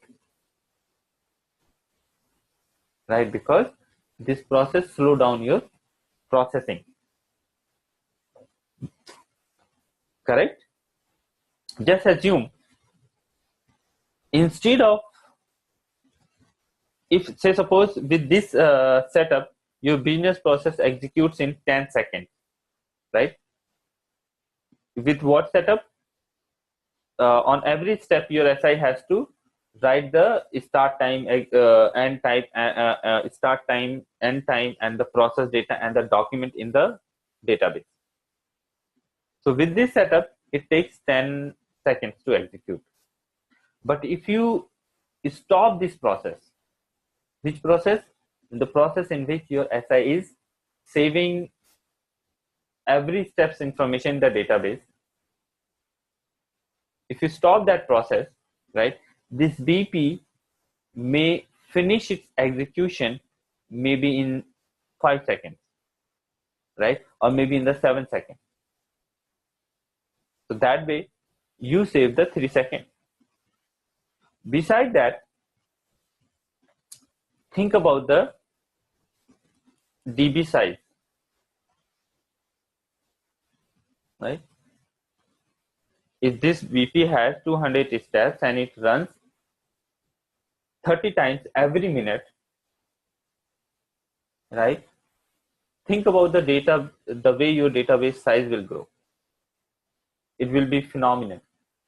Maybe your database run out of size, right? I mean, there are solutions. I mean, you can keep growing your database size. That is a different issue, but it does not make sense, right? You need to know every step detail when you are in the development phase or when you are in your testing phase in the QA environment, right? But once you developed it fully, once you tested it completely, right? In production, right, you know that it will work, or 80% it will work correctly, right? Why you want to save so much data in the database, right? Sorry,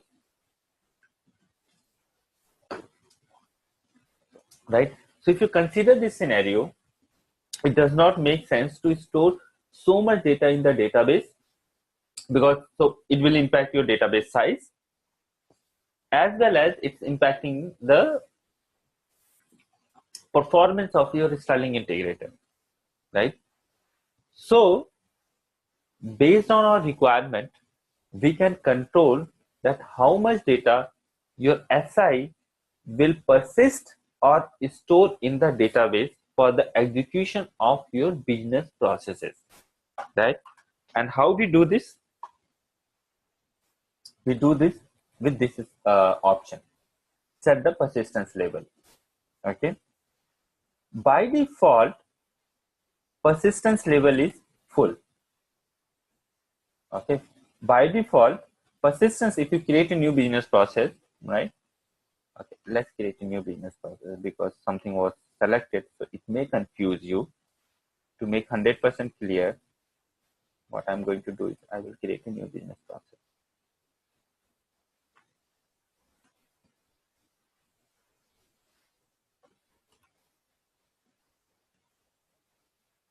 Now, business process. Okay.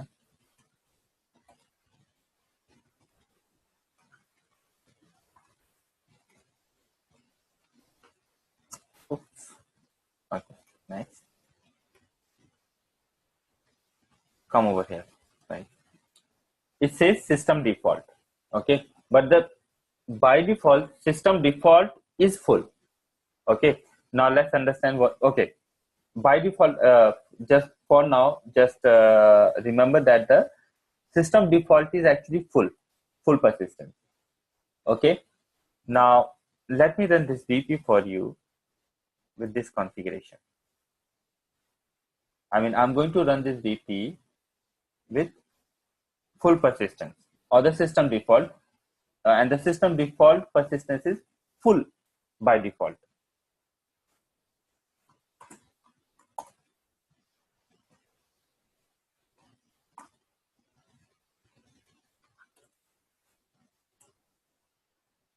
Oh, VP detail. Okay, click on execute, right? Click on go. Do you see, guys? In SI, if I copy this instance ID, right? If I copy this instance ID, okay, I go here, business process. If I search, click on this. Your SI has stored detail of every step, right, in the database. See, x equal to 1, x equal to 2. Say this is the difference of that append equal to 2. If we do not make that append equal to 2, then you will see only one x here, right? So the second assign statement will override the previous x. So you will see only x equal to 2. You will not see x1. Okay. In the next step, you can see x3, right?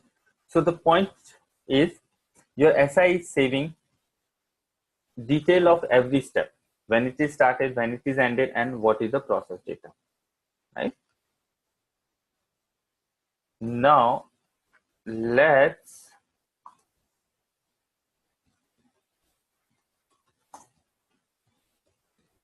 change the persistence label for this BP.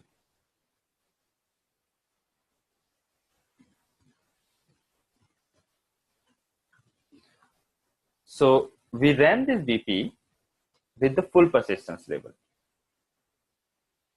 Okay, I'm going to change it to, say, suppose BP start stop only. Let's say suppose this BP start stop only.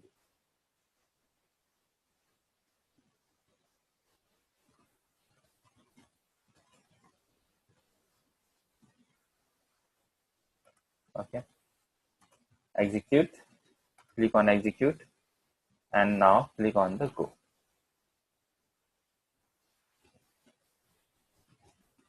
Okay, I will copy this BP ID, go here and search.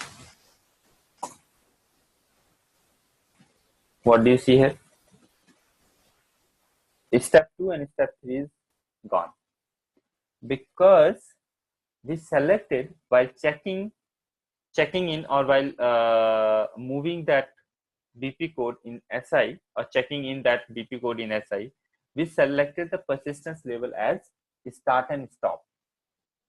So your SI will store only 2 steps in the database. First step, start step, and the last step. Okay. Except that it will not store anything. Okay. And your instance data or process data is also not stored. So say suppose your BP has 100 steps. Okay. So the first step and the last step will be stored. So now we reduce the persistence level. My BP will execute in the less time. It will improve the performance of Sterling integrator. That is the reason IBM has suggested to run all the business processes in run all the business processes with minimum persistence in production. Okay, that is the recommendation from IBM, because it improves the performance. And now I hope you understand that why it improves the performance, because your SI save or persists less data for the execution of your BP. Okay. So friends, every persistence level, right, determines how much data will be saved in the database on the execution of this particular BP. Okay. So by default, it was system default, right? But system default is full. So what is the system default? System default is when you install the Sterling integrator, or when you buy your even mobile, right? Your mobile comes with a default configuration, right? So system default is that default configuration. When you install the Sterling integrator, all the component of your Sterling integrator has a default configuration, right? So your business process persistence, right? Business process persistence also has a default configuration, right? So that default configuration, which is configured, where it is configured, friends, which is configured in this property file, right? In this property folder, there is a property file, okay? No app property. That is where that default persistence label is defined, right? And by default, because I haven't changed that, right? So by default, that default persistence is FULL, full. Okay. By default, that persistence label is set as full in the system. If you want to make a global change, right, for the persistence, right, for all the business processes, then maybe you can update that particular property in the no app property file. So if you do that, then persistence level of all your business processes will change to whatever you set in the property file, right? But if you do not want to do that, but you want to update the persistence level, or you want to change the persistence level of individual BPs, then you can do it from this screen. Okay. So full means everything will be persisted, right? I have explained the system default, right? Next is step status. Okay. Just now I show you this one. BP start stop only. Okay. BP start stop only means first step and the last step will be persisted in the database. Okay. First step and the last step will be persisted in the database. What about this? Step status only. Step status means, okay, step status means your step, what time this step started, what time it ended, only this information will be stored in the database, but your document and your process data will not be persisted. Okay, so in the previous BP, I used this step status or BP start stop. I do not remember. Let me check that so that I show you other one.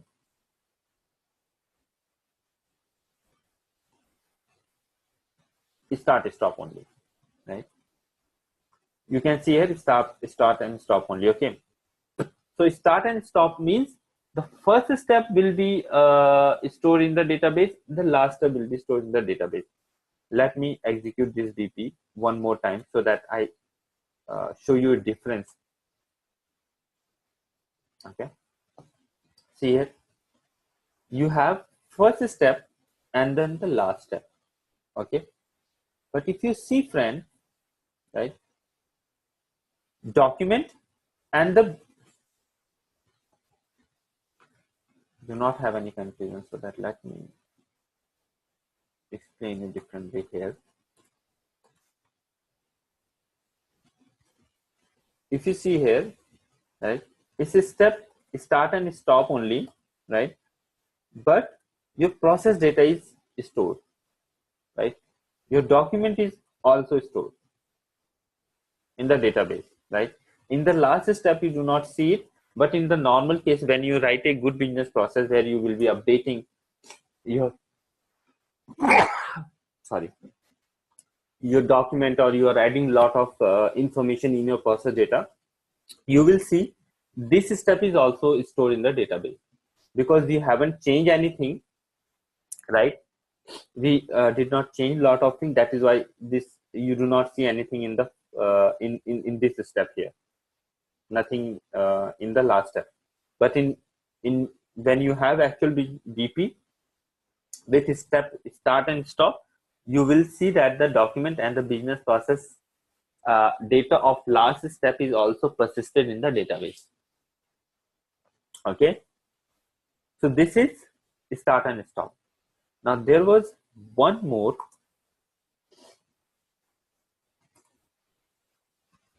persistence level that I want to show you.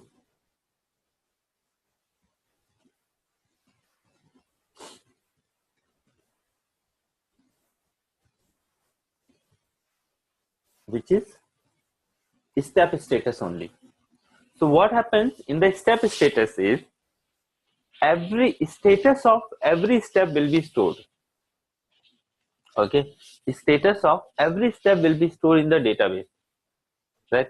What time this particular step is executed, what time it ended, whether this step was successful or not. Okay, so this is the difference between the start and stop. Okay,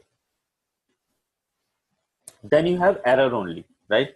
So this step works like your start and stop, but okay, in start and stop, if say suppose in your business process there is any error, okay, there is some problem, right, in your BP. In case of start and stop, okay, your BP will not persist any error state, right? But if you have selected the error only, right, then your business process will persist error state as well. Okay, it will persist the state of the step which has error. Okay, so let me show you. I will show you. Okay, so look at this one, step status only.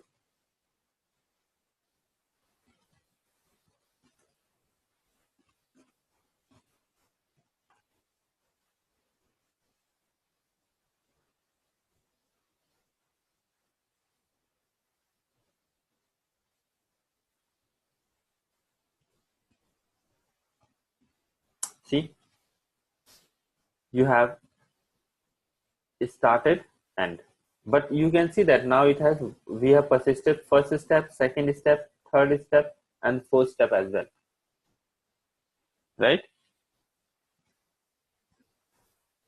Correct.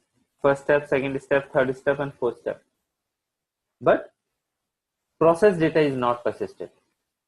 Document is not persisted. Correct. Status is persisted. Status will no, not a status report. Sorry, this is status. This is status. It will be persisted. Okay. So this is your step only, right? So all the steps will be persisted, but start, stop, and status, right? Start and stop only, first step and the last step. Okay. Then you have another status which we call the error only, right? So in case of the error only, state of the step will be persisted in the database which has error. Okay, that is the meaning of error only state, right? So that you can try by yourself. Okay, and if you try that, you will just see it's pretty straightforward. Okay, look at this step. Step status, right? BP start stop, BP start stop. Only difference between these two statements is engine may override, engine may override, right? So what is the meaning of this engine may override? Engine may override means as per the requirement, Sterling integrator may override your decision, right? So if you have chosen this start stop, right, and you have 100 steps in your business process, your SI may decide to persist a particular step in the business process, maybe 4th step or 10th step or the 50th step, right, based on the its own internal algorithm or based on its own requirement, right? So that is the meaning of engine may override. Okay, so based on your requirement, you can select one of these persistence level, right? But what you need to understand is persistence level is amount of data Sterling integrator will store in the database while executing the business process. Okay, so that is your persistence level. Okay, on for processing set queue. These things require a lot of explanation,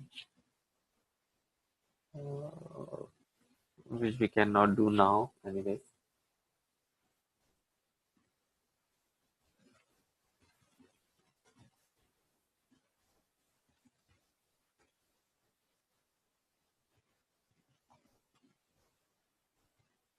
Okay, let's discuss this option, document storage. Okay, what is the document storage? So as I explained, right,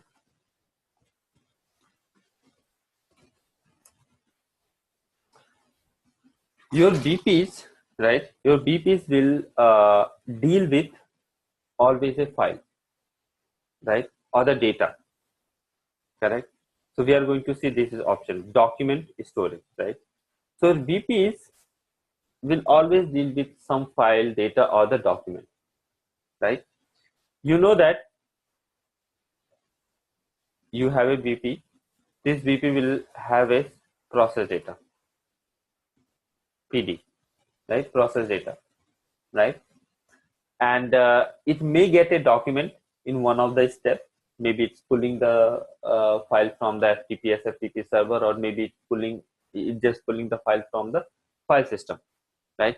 So that process data, right? That document or the primary document will also available in the process data, right?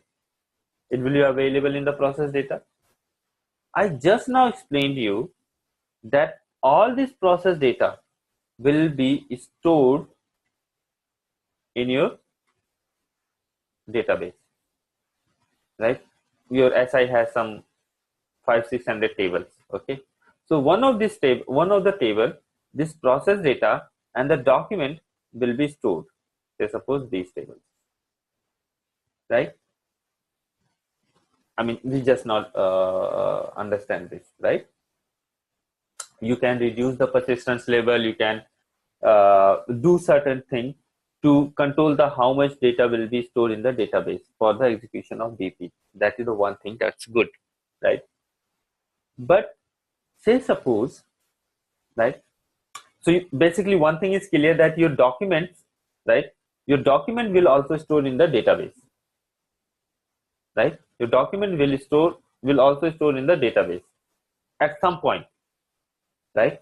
And remember one more thing. Say suppose you have a document D1.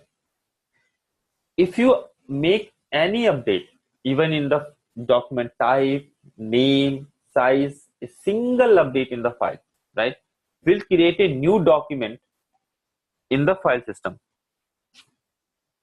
In the database, it will create a new document in the database. Now say suppose you pull a 1 GB file, right? So this 1 GB file you have pulled from the SFTP server, right?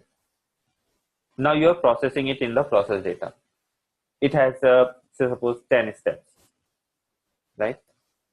In one of the steps, right, so you pull the file, that is your step number 1. So once you pull the file, this data will be available in the process data. Now when I'm saying that it will be available in the process data, it means it will be stored in a database table, right? Just imagine you stored the 1 GB file in the database table. Not good. Not good at all. It will kill your system, right? Because 1 GB will transfer from your SI server to database server. In the very next step, say suppose you rename the file or you added a new tag in the 1 GB file. At the end, what will happen? Your SI will create another 1 GB file, right? Now you have 2 GB file just by execution of 2 statements, right? Which is not good, right? But SI has to store the document somewhere.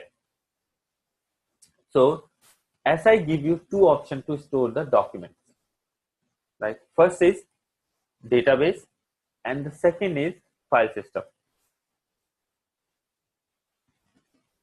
Okay, so you will store the document either in the in the database or in the file system. Okay, so this option that you see here, right, that you see here, set the document storage to, right? You will select either the database or the file system. If you select the database, then your document, when this particular and this configuration will be applicable to the business process that I am configuring now or which I am checking in now. Okay, so if you select the database, then your document will store in the database. Okay. If you select the second option, right, then what will happen? Your detail, I mean the detail, what time business process, what time a particular step has started, what time a particular step has ended, and the process data.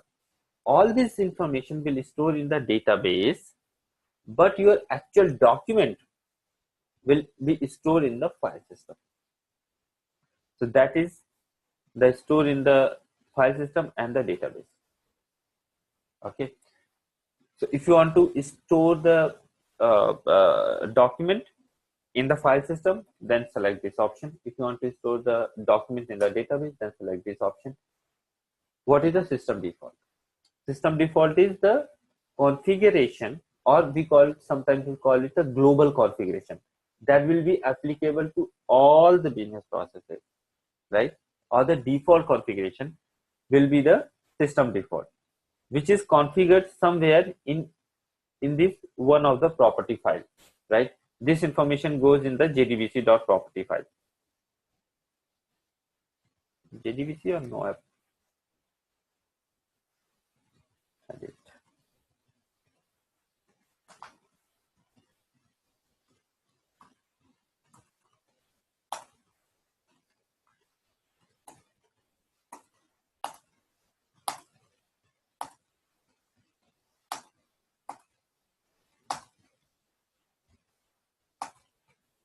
Do you see this property here?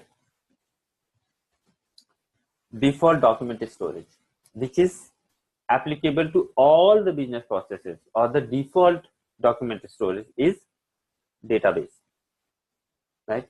So if you want to apply the default storage on this business process too, then it will be system default.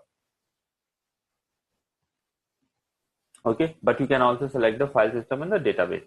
So if someone asks you that what is the default storage for your system, for your Sterling integrator, then you have to open this file, property file, jdbc.property, and you have to check this property value, right? And if you want to change the value of this property, default or global document storage for your system, then DB means database FS means file system. So you have to write here FS, which is the file system. Okay. Next parameter is inherited. Okay. So inherited means your child documents, right, will follow the same storage as the parent is, right? Which means, say suppose as I took an example, say suppose you have one document and then you update something in that document, right? So second document becomes the child document. So child document will get the same storage type as your parent is, right? So if you want to do that, you can select this statement. I mean this child box. Okay. So this is the document storage. And I think I am now done. I cannot speak anymore. That's it for today, I think. Okay. JP, can I ask few questions? Mm-hmm. Go ahead. Two things in this system storage. Hmm. In file system, when we are using file system as storage, so how does that help? Because after that, again, 1 GB data is getting stored somewhere, either in database or in file system.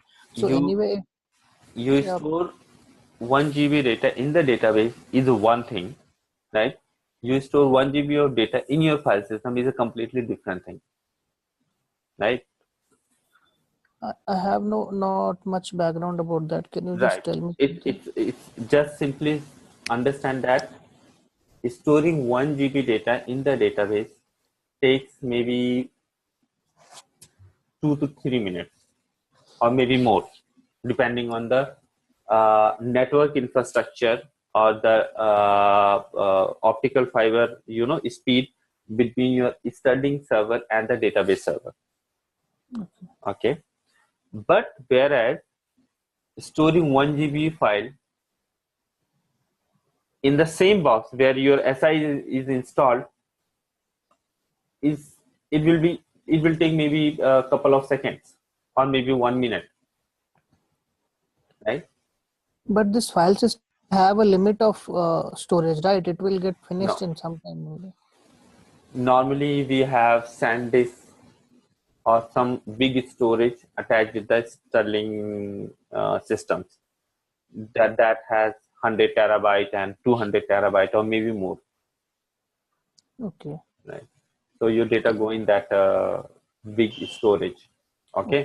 And Yes. obviously after you cannot keep that data forever. You have to do the cleanup or something like that. Okay. That we see in the next session, and that is called the purging and archiving. And we'll discuss that in the next session. One more thing, in this inherited case, you said the child processes or child steps will also be storing in the same place, right? Same, we get the same document as the parent. Okay, so if we select database or file system, what happens in that case? In that case also the child steps will store in the same process, same storage, right? Right. But I mean, consider the scenario. Say suppose you have two business processes, right? Parent business process and child business process. Okay. In SI we have some provision where you can call the B business process from the A business process. Correct. A business process is set to document storage as a database, and B business process, which is the child, have the storage as a file system. Right? So in this case, right, although you have set the document storage for the child process as the file system, but because child is called by the parent, right, in the child also document storage will be overridden to database because parents document storage is database. So does this go to all the level, like grandchild? Yes. Okay. Parent, child, subchild, things like that. Okay. I have one more question for persistence level. So in steps only process data, the process data will not be stored in the database, right? So if the process data is not stored in the database, how will be the next step? It will be available. Your execution engine will make sure that that process data is available to the next step. Okay, so It somewhere will be locally it in is memory. saving. Yes, it will be in memory, in your RAM. More Okay, precise. so if somehow the process takes more time, like let's say suppose one day it took because of some issues to finish it. Okay. Okay, That so is one in that realistic case, scenario that will never happen. But anyway, say suppose that happens. no, it happens like in some FTP cases or something because One of day, some issues in connection issues or something, right? So or it does maybe not it is happen. It fails.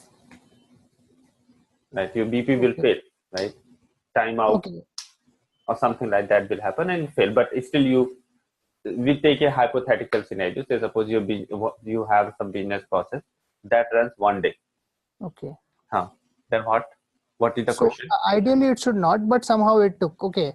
So will that process data in this case steps only persistence level still be available for the next step in the memory? Yes, sir. Yes, sir. It has to. Okay, so there is no time limit for that memory, Right. right? Right. Your Okay. execution engine has to make sure that the data that is generated in the previous step is available to the next step. Okay. Right. It has to. It does not matter how much time your BP takes. Okay. Answers my question. Thank you. Sure. Okay. Any other question? If no question, then JP, I have a question regarding persistence level. See, I have seen in SI that persistence level normally for all the BPs we are using persistence level 4, which is a default persistence level, right? So how can we know that persistence level 0, 1, 2, what is the persistence level stored for persistence level 1 for 0? How can we know that? no, you want to know that. For 4, I knew 4 it's a default one. But right now you've shown me it's a start and end only, like that.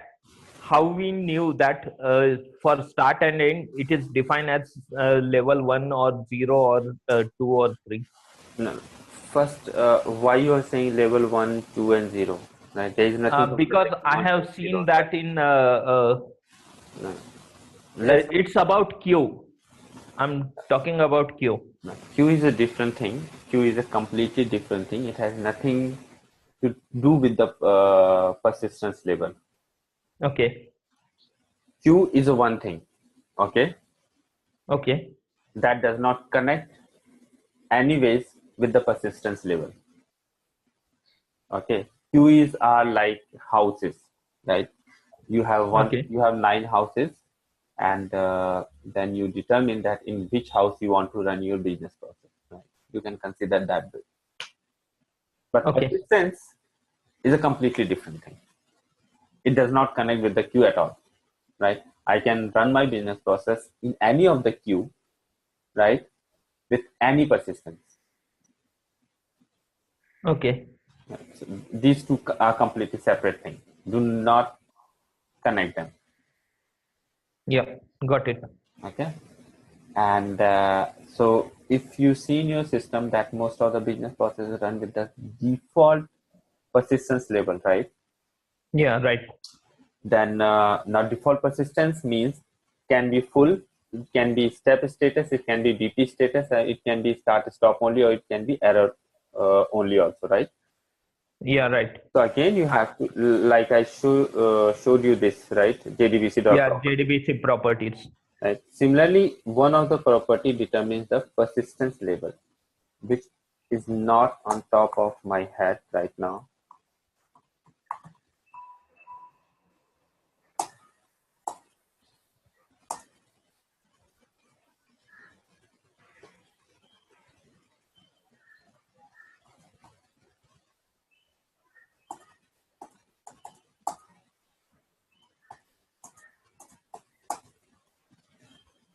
Default persistence. What was that?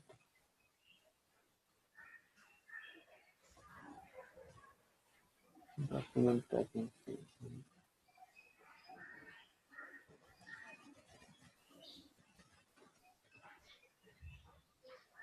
So I have to check the what is the name of the property that there we can configure the default persistence label. Okay, so it will be either in the JDBC.properties or it will be in the no app.property file. Okay, because there is a lot and lot of property files.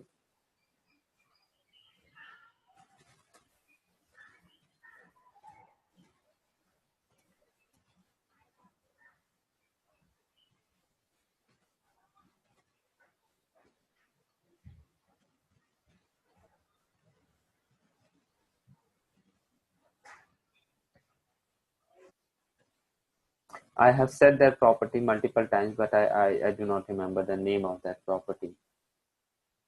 Okay. I will tell you in the next class. I have to just check somewhere in the system that what it is. Okay. Yeah. Okay, JP. Okay.